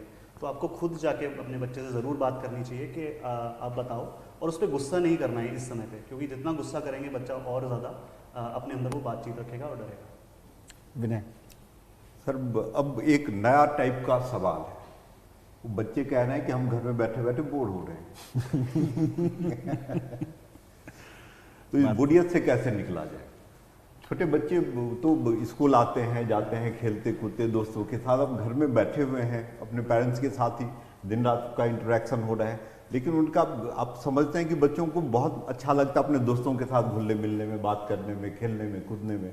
लेकिन अभी जो सिचुएशन है, सारे बच्चे अभी घर पे हैं और ये जायज़ भी है, अभी घर पे रहना चाहिए, तो बच्चे बोर तो हो ही जाते हैं, बोर हो रहे हैं। अब इससे इस टाइप की सिचुएशन से कैसे उभरा जाए? सर इसको कहते हैं उंगली फेंकना पर 1-2 चीज़ें हैं जो बिल्कुल कर सकते हैं। मतलब हमें एक तो समझना पड़ेगा कि हम सब वो चीज़ें नहीं कर पा रहे हैं जो हमें अच्छी लगती है करनी, चाहे वो बाहर जाके मूवी देखना हो, दोस्तों से मिलना हो, क्रिकेट खेलना हो, वो सब नहीं हो पा रहा है। खासकर टीनेजर्स के साथ साथ वो सिर्फ वही चीज़ें करते हैं जो उनके इंटरेस्ट की होती हैं। तो टीनेजर्स के साथ एक्चुअली में मिल के आप एक दिन को स्ट्रक्चर कर सकते हैं, कितना समय बच्चे को पढ़ना है, कितना समय वो टेक्नोलॉजी पे बिताए, कितना समय वो साथ में खेल सकता है। तो इस तरह अगर आप बच्चे को इन्वॉल्व करेंगे अपने, वो दिन कैसा स्पेंड कर रहा है, तो वो ज़्यादा इंटरेस्टेड और इन्वेस्टिव होगा ये करने के लिए। तो एक टेक्निक तो ये हो सकती है। हाँ, बच्चों को चाहिए कि कुछ एक्टिविटीज़ करें बच्चे घर में। मैं तो ये समझ रहा हूँ कि बच्चों के लिए भी अच्छा टाइम है।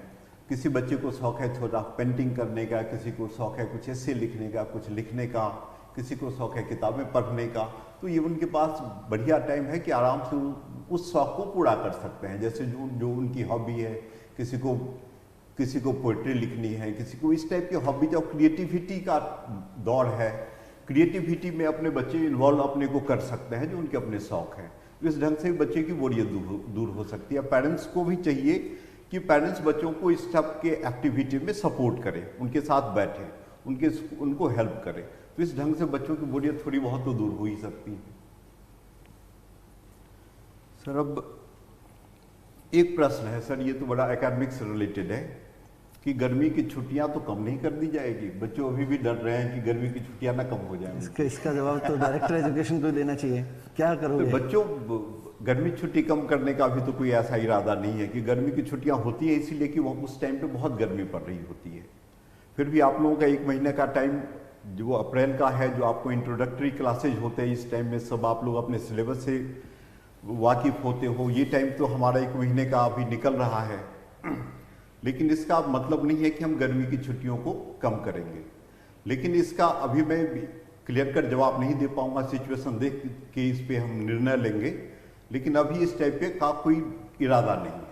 मुझे लगता है पेरेंट्स, बच्चे भी और सब लोग जो बहुत सारे एजुकेशन से जुड़े हुए लोग भी इस प्रोग्राम को देख रहे होंगे, थोड़ी राय दें इस बारे में, क्योंकि ये जैसा सीएम साहब बार बार कहते हैं कि बड़ा एक्स्ट्रा ऑर्डिनरी टाइम है, ऐसा कभी पहले हुआ नहीं है कि हमको अपने सारे इंस्टीट्यूशन, सारे मार्केट, सारे स्कूल कॉलेज सब बंद करके घर पे बैठना पड़े और घर से बाहर ना निकलना ही एक बीमारी का इलाज हो। तो ऐसे समय पे क्रिटिकल समय है, हमने एग्ज़ाम कैंसिल किए, बहुत सारे एग्ज़ाम्स कैंसिल करने पड़े इस चक्कर में। अभी स्कूल बंद हैं 14 तक, जो डिक्लेयर्ड है लॉकडाउन का समय।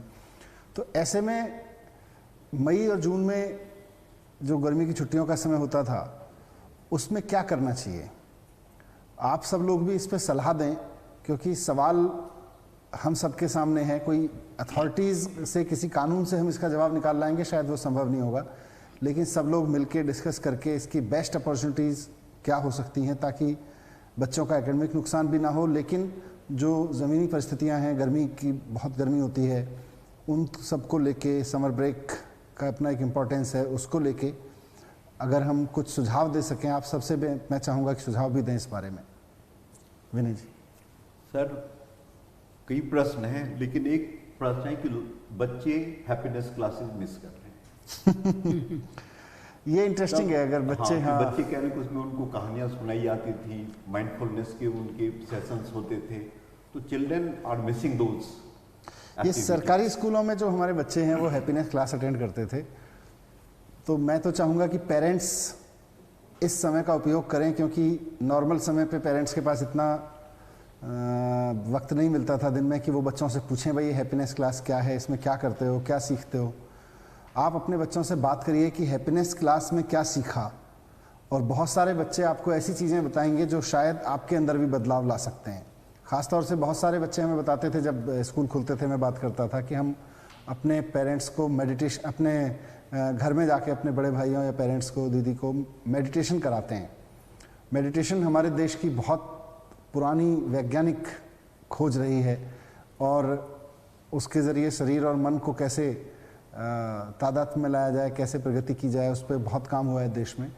तो आज सारे स्कूलों में मेडिटेशन हो रहा था हैप्पीनेस क्लास के ज़रिए। अभी आप अपने बच्चों के साथ बैठ के उस मेडिटेशन को समझिए, सीखिए क्या उनको सिखाया जा रहा है। मेडिटेशन के साथ साथ जो हैप्पीनेस की एक्टिविटीज़ हैं उसको सीखिए, तो बच्चों को भी मज़ा आएगा। और जिसका जिक्र भी सीमांत कर रहे थे कि कुछ एक्टिविटीज़, उनसे कुछ चर्चा, शायद हैप्पीनेस क्लास के बारे में बात करना भी एक एक्टिविटी है, मेडिटेशन साथ में बैठ के करना भी एक एक्टिविटी है, जो other than gadgets, other than boredom आप अपने घर में प्रैक्टिस में ला सकते हैं रोज़ाना। सर, अब ये बच्चों के लिए तो बहुत अच्छी अच्छी बातें हमने की हैं, लेकिन कुछ पेरेंट्स के लिए भी हमें कुछ कहना है कि बच्चों को पेरेंट्स कैसे एंगेज रखेंगे। तो हम लोगों ने अपने स्कूलों में हम लोगों ने शुरू किया है कि सारे पेरेंट्स को, उनके बच्चों को हम डेली हम लोग मैसेज भेजते हैं कि आज इन बच्चों से आप ये एक्टिविटी कराइए। आप इन जैसे कि पहली और दूसरी क्लास के बच्चों के लिए हमने किया है कि बच्चे अलग अलग कलर के फल इकट्ठे करेंगे, अलग अलग कलर के फल या कोई सामान इकट्ठे करेंगे।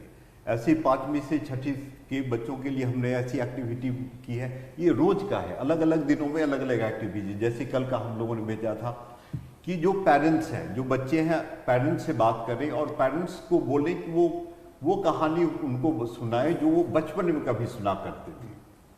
तो इस ढंग से जैसे 8वीं 9वीं क्लास के बच्चों के लिए, 6ठी 7वीं 8वीं क्लास के बच्चों के लिए हमने कहा है कि जैसे कि उनके घर का इनकम कितना है, उनके घर का एक्सपेंडिचर कितना है, वो बैलेंस शीट एक बनाए। हम लोगों ने इसलिए इसको इस ढंग से रखा है कि ये बच्चे जब करके आएंगे उसके रिकॉर्ड भी बच्चे अपने पास रखें, पेरेंट्स उनके रिकॉर्ड रखें, क्योंकि वो जब स्कूल जब वापस आएंगे तो उसके सारे रिकॉर्ड जो बच्चे एक्टिविटी अपने घर पे कर रहे हैं, इससे लिख रहे हैं, इस सब की असेसमेंट भी हम करेंगे, जिससे उनका इंटरनल असेसमेंट कि उसके मार्क में वो करें। क्योंकि इससे थोड़ा सा कंपल्सन भी होगा कि बच्चे ये एक्टिविटी करेंगे और पेरेंट्स भी उनको थोड़ा सा सपोर्ट करेंगे। तो इस टाइप की एक्टिविटी हम लोग कोशिश कर रहे हैं कि बच्चों को रोज रोज अलग अलग टाइप की एक्टिविटीज बच्चों को दें। ये सब चीज़ें हैं। लेकिन फिर भी मेरा ये कहना है कि पेरेंट्स को बच्चों के साथ बैठ के पढ़ाई लिखाई का भी ध्यान दें कि उनके सेशन तो इतने दिन हो गए, 1 महीने से क्लासेस वो हैं, तो पेरेंट्स भी उनके साथ बैठ के थोड़े बहुत पढ़ाई लिखाई उन बच्चों को करवाएं।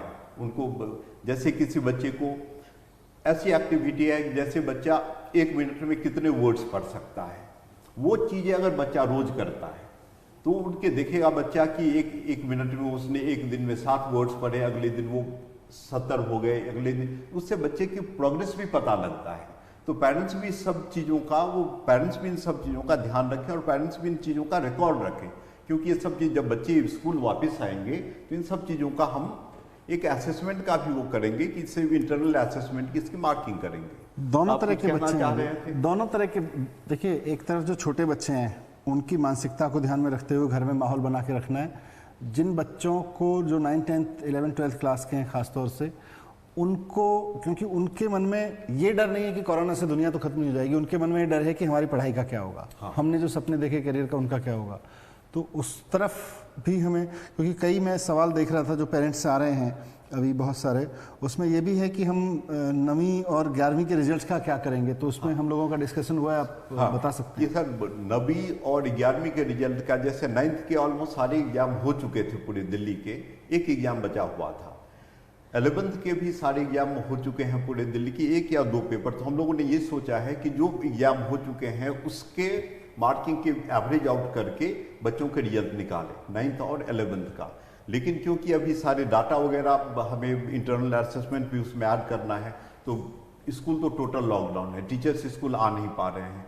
तो ये हम जैसे लॉकडाउन 14 तारीख के खुलेगा उसके अगले 2-3 दिनों में हम ये रिजल्ट अनाउंस कर देंगे। तो वाकिफ ये बच्चों पेरेंट्स का, ये बच्चों का ये जायज़ है कि उनको क्यूरियोसिटी होगी कि वो पास हुए या नहीं हुए। तो इस बेस पे हम 14 के बाद इमीडिएटली 2 दिनों में हम ये सो बेसिकली 9th और 11th के बच्चे जिनका बोर्ड एग्जाम नहीं था, उनको हम जो उनके परीक्षाएं हुई थी उसके बेस पर ही और पिछले इंटरनल असेसमेंट के बेस पर पास करेंगे।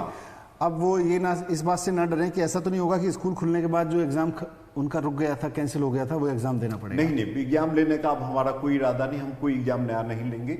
जो एग्जाम हो चुके हैं उसी के बेस पे हम रिजल्ट आउट करेंगे। और क्या सवाल है? सवाल तो बहुत ही हैं सर, अलग अलग टाइप के सवाल हैं। फीस को लेके भी काफी लोग बात कर रहे हैं, वो आपके पास था सर? है कि कई पेरेंट्स की ये क्वेरी आए हैं कि फीस क्यों लिए जा रहे हैं जबकि स्कूल अप्रैल में नहीं चले हैं। तो प्राइवेट स्कूल के पेरेंट्स की क्वेरी है कि हम फीस क्यों लें। अब इसका मेरे पास तो इतना सिंपल ये बता सकता हूँ मैं कि स्कूल बच्चों के फीस से जो चलता है उसमें सबकी सैलरी भी इन्वॉल्व होती है, जितने भी टीचर्स हैं, जितने भी स्टाफ हैं, सारे उनके स्कूल के खर्चे हैं, इसी से होता है। तो अगर ऐसा कहते हैं कि फीस नहीं ले तो फिर टीचर्स और स्टाफ की सैलरी कहाँ से आएगी? सर बताएं कुछ इस मामले में। इसमें यही है, कई जगह से मेरे पास भी पेरेंट्स के मैसेजेस आते हैं कि लॉकडाउन के दौर में उनके लिए जब वो घर बैठे हैं, कमा नहीं रहे हैं, तो उनके लिए फ़ीस देना थोड़ा मुश्किल हो रहा है और इस दौरान की जो फ़ीस है या तो वो माफ़ की जाए और या उसको पोस्टपोन किया जाए। जैसा अभी डायरेक्टर एजुकेशन ने बताया कि वो दूसरी तरफ का पक्ष है स्कूलों का कि अगर वो फ़ीस नहीं लेंगे तो वो इस महीने की अपने टीचर्स को और कर्मचारियों को तनख्वाह कैसे देंगे, और अगर उनको तनख्वाह नहीं मिलेगी तो फिर उनके घर के अंदर मुसीबत पैदा हो जाएगी। तो ये दोनों के बीच में थोड़ी सी वो है। अगर आपके पास इस बारे में कोई ठोस सुझाव हैं तो आप हमें ज़रूर भेजिएगा, तो उसके ऊपर चर्चा की जा सकती है। देखिए, इसमें एक इम्पॉर्टेंट चीज़ और समझने की ज़रूरत है कि 5 साल से दिल्ली में प्राइवेट स्कूलों की फ़ीस को मतलब कम से कम कह सकते हैं नाप शनाप नहीं बढ़ने दिया गया था, और इस बात को सारे पेरेंट्स मानते हैं। जहाँ जहाँ फीस बढ़ाने के लिए किसी स्कूल ने आवेदन किया, वहाँ हमने उसके पास जो भी पैसा उसके रिजर्व में रखा हुआ था, जो उसने सेविंग की हुई थी या एक्स्ट्रा चार्ज किया हुआ था, वो सब पैसा उसको कहा कि एडजस्ट कराइए टीचर्स की तनख्वाह में या जो स्कूल के खर्चे हैं, और उसके बाद आप फीस बढ़ाइए। ऐसे फीस नहीं बढ़ाने दी जाएगी। और उसकी वजह से 5 साल तक मोटे मोटे तौर पे फीस बढ़ाने की परमिशन नहीं दी गई। जिन स्कूलों के पास पैसा बिल्कुल नहीं था उन्हीं को दी गई। तो वैसे में अब अगर एक तरफ टीचर्स की तनख्वाह भी देनी है, तो अगर 2-3 महीने की टीचर्स की तनख्वाह नहीं दी जाएगी तो वो भी संभव नहीं है। प्राइवेट स्कूल्स फीस से ही तनख्वाह देते हैं, तो अगर फीस नहीं देंगे तो टीचर्स की तनख्वाह भी नहीं मिलेगी, टीचर्स के घर कैसे चलेंगे फिर। तो ये एक ट्रिकी क्वेश्चन है, इसका कोई बहुत स्पष्ट जवाब नहीं हो सकता। और जैसा सीएम सर ने कहा है कि आपके पास भी इसका कोई सुझाव हो तो उस पर हमें ज़रूर बताएं। एक पेरेंट के रूप में हम समझते हैं इस बात को कि ये इसका कोई बहुत स्ट्रेट फॉरवर्ड जवाब नहीं हो सकता है। और कोई आपके पास क्वेश्चन है ऐसा जो पेरेंट्स की तरफ से आया हो? पेरेंट्स से ये तो बड़ा क्वेश्चन है कि बच्चे बोलते हैं कि बाहर का खाना खाने की जिद करते हैं बच्चे लेकिन बाहर का खाना खाना भी तो अभी मुश्किल है। ये बहुत सही सुझाव नहीं है कि बाहर का खाना खाएं। अभी मुश्किल समय है और हमें लगता है कि कई बार मुश्किल समय ही अवसर के रूप में सामने आते हैं। सारी दुनिया में एक चुनौती आई हुई है और मतलब एक टफ टाइम है कह सकते हैं, पर शायद ये टफ टाइम एक अपॉर्चुनिटी दे रहा है कि फैमिली के सारे लोग इकट्ठे बैठें, एक दूसरे को समझें, जानें। शायद ये अपॉर्चुनिटी हमें दोबारा नहीं मिलने वाली थी और इसी से इसमें से कुछ क्वालिटी टाइम, क्वालिटी अपॉर्चुनिटी निकल सकती है। बहुत चैलेंजिंग है पूरी की पूरी मानव जाति के लिए, दुनिया भर के देशों के लिए, सरकारों के लिए, परिवारों के लिए। पूरा का पूरा मेडिकल सिस्टम सारी दुनिया का इस बात के लिए स्ट्रगल कर रहा है कि अगर कोरोना और आगे बढ़ा तो कैसे करेंगे। तो इसको रोकना हम सबकी जिम्मेदारी है और इसीलिए घरों में बैठना ज़रूरी है, इसीलिए आइसोलेशन रखना, सोशल डिस्टेंसिंग रखना ज़रूरी है।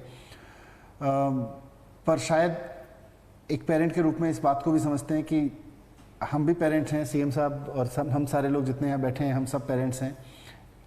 पेरेंट्स की समस्या को भी समझते हैं, पेरेंटिंग की और एक बच्चों की समस्या को भी समझ रहे हैं।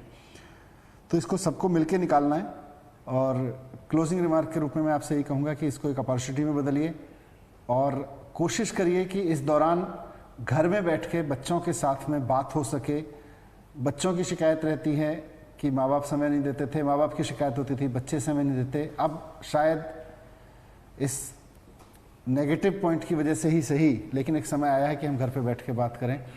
तो ध्यान रखिए सबका, अपना ध्यान रखिए। हमें कोरोना को भी रोकना है और परिवार को भी रोकना है, आपस में लड़ना झगड़ना नहीं है। ऐसा ना हो कि लॉकडाउन के बाद सबके झगड़े हो चुके हों, बच्चों के मन में कोई गहरा अवसाद बैठ गया हो, ये भी ना हो।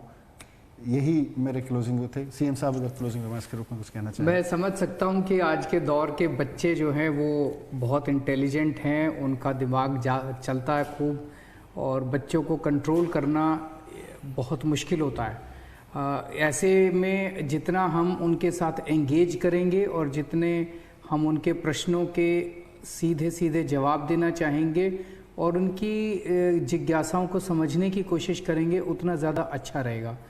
जैसा अभी सब लोगों ने का मानना है कि ये एक क्राइसिस है, लेकिन इस क्राइसिस को अगर हम एक अवसर के रूप में देखें कि ये एक मौका मिला है जब पेरेंट्स और बच्चे मिलके अपने घर के अंदर समय बिता सकते हैं।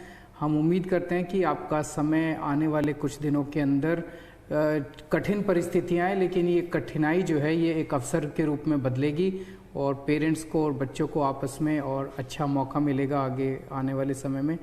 तो मैं बधाई देता हूँ सभी टीम को कि उन्होंने इस किस्म का बच्चों के और पेरेंट्स के लिए कार्यक्रम आयोजित किया।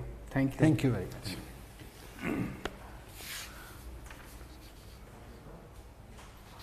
ठीक है जी।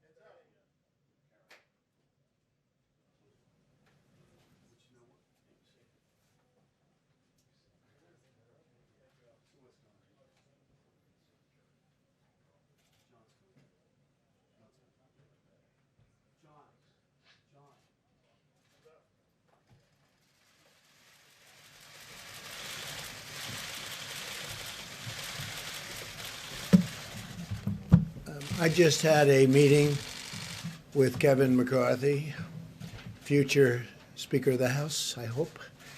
And he's done a fantastic job for the people of California, and also the people of California have done a fantastic job.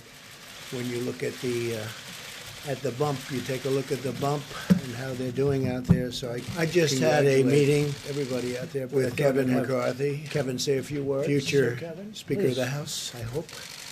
Well, thank you, Mr. President, and I would like to thank you on behalf of California. Governor Newsom says the work that you're doing together has been working very closely. It's been effective in California as well, Vice President and the President. You know, today, Mr. President, I want to thank you especially for the work that Secretary Mnuchin has done, especially for small businesses. Just today alone, I saw Bank of America had more than 10,000 loans in 2 hours. And for anybody who's in small business, I had first small business when I was 20 years old. You don't have income coming in right now, you get a loan, but for your rent, paying your employees, and paying your utilities is a grant. That's part of the CARES Act. And I think you're going to find that a lot of small businesses are going to hire people back, keep them afloat through the next 2 months, and get this economy moving again as we get through this virus. So I just want to thank you for all that work. Thank you. Great job you're doing. Thank you. Thank you. You go ahead. I'll talk to you later. All right. Okay, thank you very much, everybody. And I want to start by saying that our hearts go out to the people of New York as they bear the brunt of the coronavirus pandemic in America. That seems to be the hot spot right now, but you have some others, as you know, that are very, very bad, very bad. Louisiana is getting hit very hard. Parts of Michigan are getting hit very, very hard.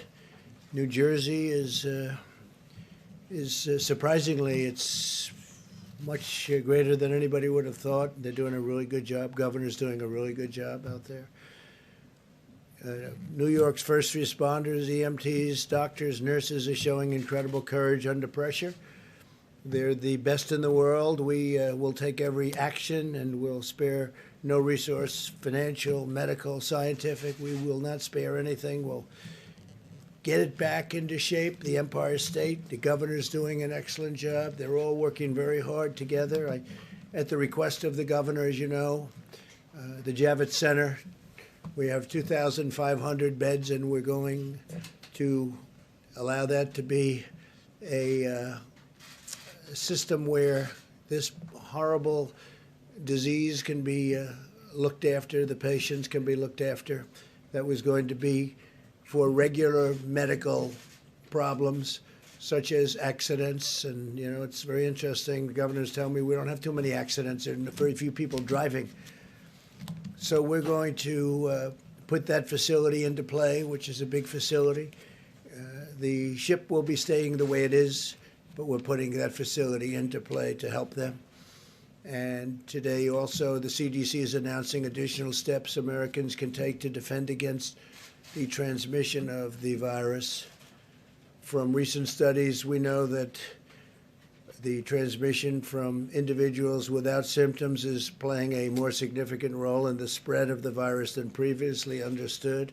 So you don't seem to have symptoms and it still gets transferred. In light of these studies, the CDC is advising the use of non-medical cloth face covering as an additional voluntary public health measure. So it's voluntary, you don't have to do it. They suggest it for a period of time, but this is voluntary. I don't think I'm going to be doing it, but you have a lot of ways you can look at it as follows. The CDC is recommending that Americans wear a basic cloth or fabric mask. They can be either purchased online or simply made at home, probably material that you'd have at home. These face coverings can be easily washed or reused. I want to emphasize that the CDC is not recommending the use of medical grade or surgical grade masks, and we want that to be used for our great medical people that are working so hard and doing some job. Medical protective gear must be reserved for the frontline healthcare workers who are performing those vital services. The new mask guidelines also do not replace CDC's guidance on social distancing, including staying in your home when possible, standing at least 6 feet apart for a period of time. Again, we're going to all come back together here. We're going to all come back together. and practicing hand hygiene, which we should do anyway. A lot of things I think are going to spill over. Shaking hands maybe will stay with our country for a long time beyond this. One of our great doctors was telling me that, as you know, we have flus every year, and the number of people killed by the flu is very substantial. It said that if they didn't shake hands, that number would be substantially lower. So maybe it'll stay, maybe some of these things long-term will be good. But those guidelines are still the best and the safest way to avoid the infection. So with the masks, it's going to be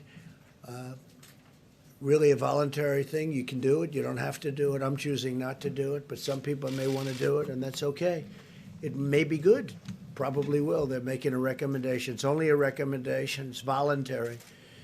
We're also taking action to ensure the cost of no barrier to any American seeking testing or treatment of the coronavirus. The largest insurer nationwide, the Blue Cross Blue Shield system, has now announced that it will not require any copays, which is really something. That's a tremendous statement, from patients of the virus treatment for the next 60 days, similar to the commitments of Cigna, Humana, Anthem. Those are great companies, and they're all doing the same thing. So copays, for them to do that it's a big statement. We appreciate it. Today, I can so proudly announce that hospitals and healthcare providers treating uninsured coronavirus patients will be reimbursed by the federal government using funds from the economic relief package Congress passed last month. So that was as per the question yesterday, and actually the day before yesterday. This should alleviate any concern uninsured Americans may have about seeking the coronavirus treatment. So that's, I think, answers the question pretty well, and very much in the favor of our great people. I'm also signing a directive invoking the Defense Production Act to prohibit export of scarce health and medical supplies by unscrupulous actors and profiteers. The Secretary of Homeland Security will work with FEMA to prevent the export of N95 respirators, surgical masks, gloves, and other personal protective equipment. We need these items immediately for domestic use. We have to have them. But we've done really well with the purchase of items, and you'll be hearing about that shortly. We've already leveraged the DPA to stop the hoarding and price gouging of crucial supplies. Under that authority, this week, the Department of Health and Human Services, working with the Department of Justice, took custody of nearly 200,000 N95 respirators, 130,000 surgical masks, 600,000 gloves, as well as bottles, many, many, many bottles, and disinfectant sprays that were being hoarded. All of this material is now being given to healthcare workers. Most of it's already been given out. And we've given a lot to New York, a lot to New Jersey, a lot to other places. In addition, to ensure that healthcare workers in New York have the protective equipment they need, the federal government, in the name of the Department of Defense, is providing about 8.1 million N95 respirators, Department of Defense, and we've already given 200,000 of them to New York City. Mayor de Blasio needed them very badly, so we got them to Mayor de Blasio in New York City. They were very grateful. 8.1 million, and we're going to be increasing that number from 8.1 million to more. That's a lot of N95 respirators. Today, my team spoke with the CEO of Ochsner Health and the CEO of LCMC, the two largest health systems in New Orleans. They said they feel that they currently have enough ventilators. I think a lot of people are going to have enough ventilators and masks, and appreciate what we did and all of the things we've been doing with them, working with them. The CEO of Ochsner, Warner Thomas, who's really been fantastic, I have to say, indicated a need for 230,000 surgical gowns, and I instructed FEMA to deliver them tomorrow, so they'll have the 230,000. That's Louisiana, New Orleans, 230,000 surgical gowns. They'll have them by tomorrow. We're expanding the role of the armed forces in our response effort because no one is better prepared to win a war than the United States military. And we are in a war, the invisible enemy, remember. Over 9,000 retired Army medical personnel have answered their nation's call and are now supporting field hospitals and medical facilities all across the country, like what I just told you, that Governor Cuomo requested we do something in Javits where we take it over. And we're going to have that manned by the military because it's very tough to get people, more people in the New York area. So we're going to have it manned by the military. Javits Center. National Guard members have been activated to help states build new treatment centers and assist in the seamless distribution of medical supplies. That includes National Guard. The National Guard is assisting very strongly because the states were, in many cases, unable to have the delivery capability from warehouses and other places that we put the supplies. So I've given approval to use the National Guards, the various National Guards in the different states. And they're doing a fantastic job of not only protecting people, but delivering material. The Army Corps of Engineers has assessed more than 100 facilities in all 50 states and is rapidly building temporary hospitals and alternative care sites in many states, in New York, New Jersey, Michigan, Pennsylvania, Arizona, California, Colorado, Florida, Illinois, New Mexico, Oregon, Washington, Wisconsin, Ohio. They're doing a lot of work, and just those states plus additionals that are will be announced probably tomorrow, but they're doing some job. The Army Corps of Engineers, what a job they're doing, and FEMA, what a job they're doing.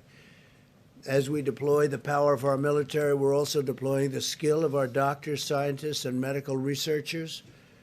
We continue to study the effectiveness of hydroxychloroquine and other therapies in the treatment and prevention of the virus, and we will keep the American people fully informed on our findings. Hydroxychloroquine, I don't know, it's looking like it's having some good results. I hope that would be a phenomenal thing, but we have it right now.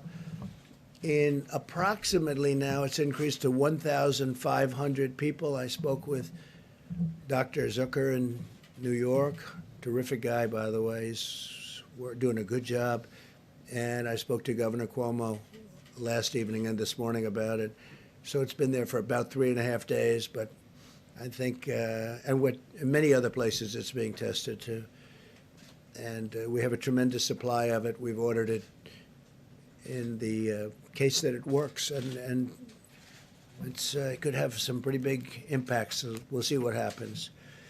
My administration is also working to get relief to American workers and businesses. In day one of the Paycheck Protection Program, as Kevin said, more than $3.5 billion in guaranteed loans have been processed to help small businesses keep their workers employed during the unprecedented time, And Bank of America has been incredible. Of the big banks, Bank of America has really stepped forward and done a great job. And then you have the community banks, your smaller banks, and we're already at $3.5 billion going out to incredible people, but that's way ahead of schedule. The SBA and the Treasury are working around the clock, and our banking partners are really incredible, and they're ensuring that the money gets to small businesses as quickly as possible, and then the small business, in turn, take care of employees that they would have had to let go, and now they'll keep them. And that's good. And then they're going to open for business, and they're going to have their employees, and we'll try and get back to where we were. Eventually, we're going to supersede where we were. The energy industry has been especially hard hit in the crisis. This afternoon, I met with Greg Garland of Phillips 66, Dave Hager of Devon Energy, Harold Hamm of Continental Resources, Jeff Hildebrand of Hillcorp Energy, Vicki Holub of Occidental Petroleum, Mike Summers of the American Petroleum Institute, Kelsey Warren of Energy Transfer Partners, Mike Worth of Chevron, and Darren Woods of ExxonMobil. I informed them that we will be making space available in the Strategic Petroleum Reserve to let American producers store surplus oil that can be sold at a later time. There's a tremendous abundance of oil, primarily because of the virus. The virus has just stopped demand of everything, including oil. So we're working with our great energy companies. These are great companies. They employ tens of thousands, hundreds of thousands of people. And they've kept America really going for a long time, and no big price hikes, no big anything. I mean, they've just kept it going, and now they got hit. But with all the jobs and all of the good that they do, we're going to make sure that they stay in good shape. America is engaged in a historic battle to safeguard the lives of our citizens, our future society. Our greatest weapon is the discipline and determination of every citizen to stay at home and stay healthy for a long time. And we want them to stay healthy for a long time. So stay at home. This is ending. This will end. You'll see some bad things, and then you're going to see some really good things. And it's not going to be too long. We will heal our citizens, and we will care for our neighbors, and we will unleash the full might of the United States of America to vanquish the virus. And with that, I'd like to ask Mike Pence to come up, Vice President, say a few words, and we'll have a couple of other quick talks on a couple of subjects, and we'll take questions. And it's a beautiful Friday in Washington, D.C., and our country's a great place, and we're getting better. We're getting better very quickly. This was artificially induced. We just said, they said, close it down. You have to close it down. We closed it down, and we're healing, and we're going to get it better fast. So, Mike, if you could come up, say a few words, please. Thank you, Mr. President. The President just outlined a number of the decisions that he made today on the unanimous recommendation of the White House Coronavirus Task Force. In addition, some good news. Dr. Deborah Birx will reflect on a moment in some of the areas across America where we see evidence that the mitigation efforts, the American people putting into practice the President's coronavirus guidelines are having a positive effect. In fact, today, California and Washington State, where the coronavirus first emerged in our country, the cases remain at a steady but low rate. And we know, as Governor Newsom said yesterday, that they're not out of the woods yet. We continue to flow resources. But we want to commend people in those states and all across the country who are putting into practice the social distancing and all the measures that state and local leaders are advising, and that the President has been advising in the coronavirus guidelines for America. We're also continuing to track significant outbreaks in New York State, New Orleans, Detroit, Chicago, and Boston. And as the President indicated, we're prioritizing resources to support healthcare workers and to support those that are dealing with the coronavirus in those communities. On the subject of testing, now more than 1.4 million tests have been performed across the country. And as you all are aware, some 266,000 Americans have tested positive for the coronavirus. Abbott Instruments, which now can perform a 15-minute test across the country, have literally 18,000 of their machines across the nation today.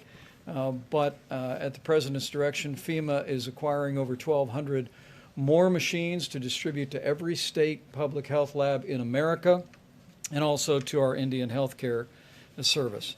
And the big news, of course, over the last few days was that the FDA, once again in near record time, has approved an antibody test developed by Celex. And we're continuing on the White House Coronavirus Task Force to examine ways that we can scale up these rapid tests and these innovative new tests, not just to meet this moment, but to lay a foundation for testing across the nation in the months ahead. As the President mentioned, he met with energy executives today and continues to engage with leaders of businesses all across the nation. We also held a teleconference today with commercial retailers. On the President's behalf, we thanked them for the way that people that operate malls and shopping centers around the country have embraced and enacted the coronavirus guidelines for America. It's had enormous impact on their businesses and their industries, but I heard from them their patriotic commitment to put the health of their associates and their customers first, and it was deeply inspiring. On the subject of supplies, the President detailed our work in that space. It continues to this day. Part of our air bridge, we had a flight arrive from China today to Columbus, Ohio. We continue to work each and every day watching the data about cases to ensure that in particular, not just the personal protective equipment is available for the healthcare workers that are on the front lines, but also that ventilators are available. As this epidemic makes its way through regions and communities, we are literally working hour by hour, day by day, to make sure that patients, families, and healthcare providers have the equipment and the support that they need. As the President mentioned, we've seen over $1.5 billion of loans go out through the Paycheck Protection Program today. We have available for questions the head of the CDC today to speak about the new guidance on cloth face coverings. And Secretary Azar, in a few moments, will explain just how the President's decision to make sure that no American will ever have to worry about paying for testing or for coronavirus treatment. I'm pleased to report that the President's direction, Medicaid and Medicare already expanded to coronavirus treatment and testing early on. And of course, the President just indicated how major insurance companies across the country are not just waiving copays on testing, but they're now waiving copays for at least 60 days on any coronavirus treatment. But now, as Secretary Azar will enumerate, and now we'll make sure that any American, even those that have no insurance, will be able to receive treatment in a hospital and never have to worry about the bill.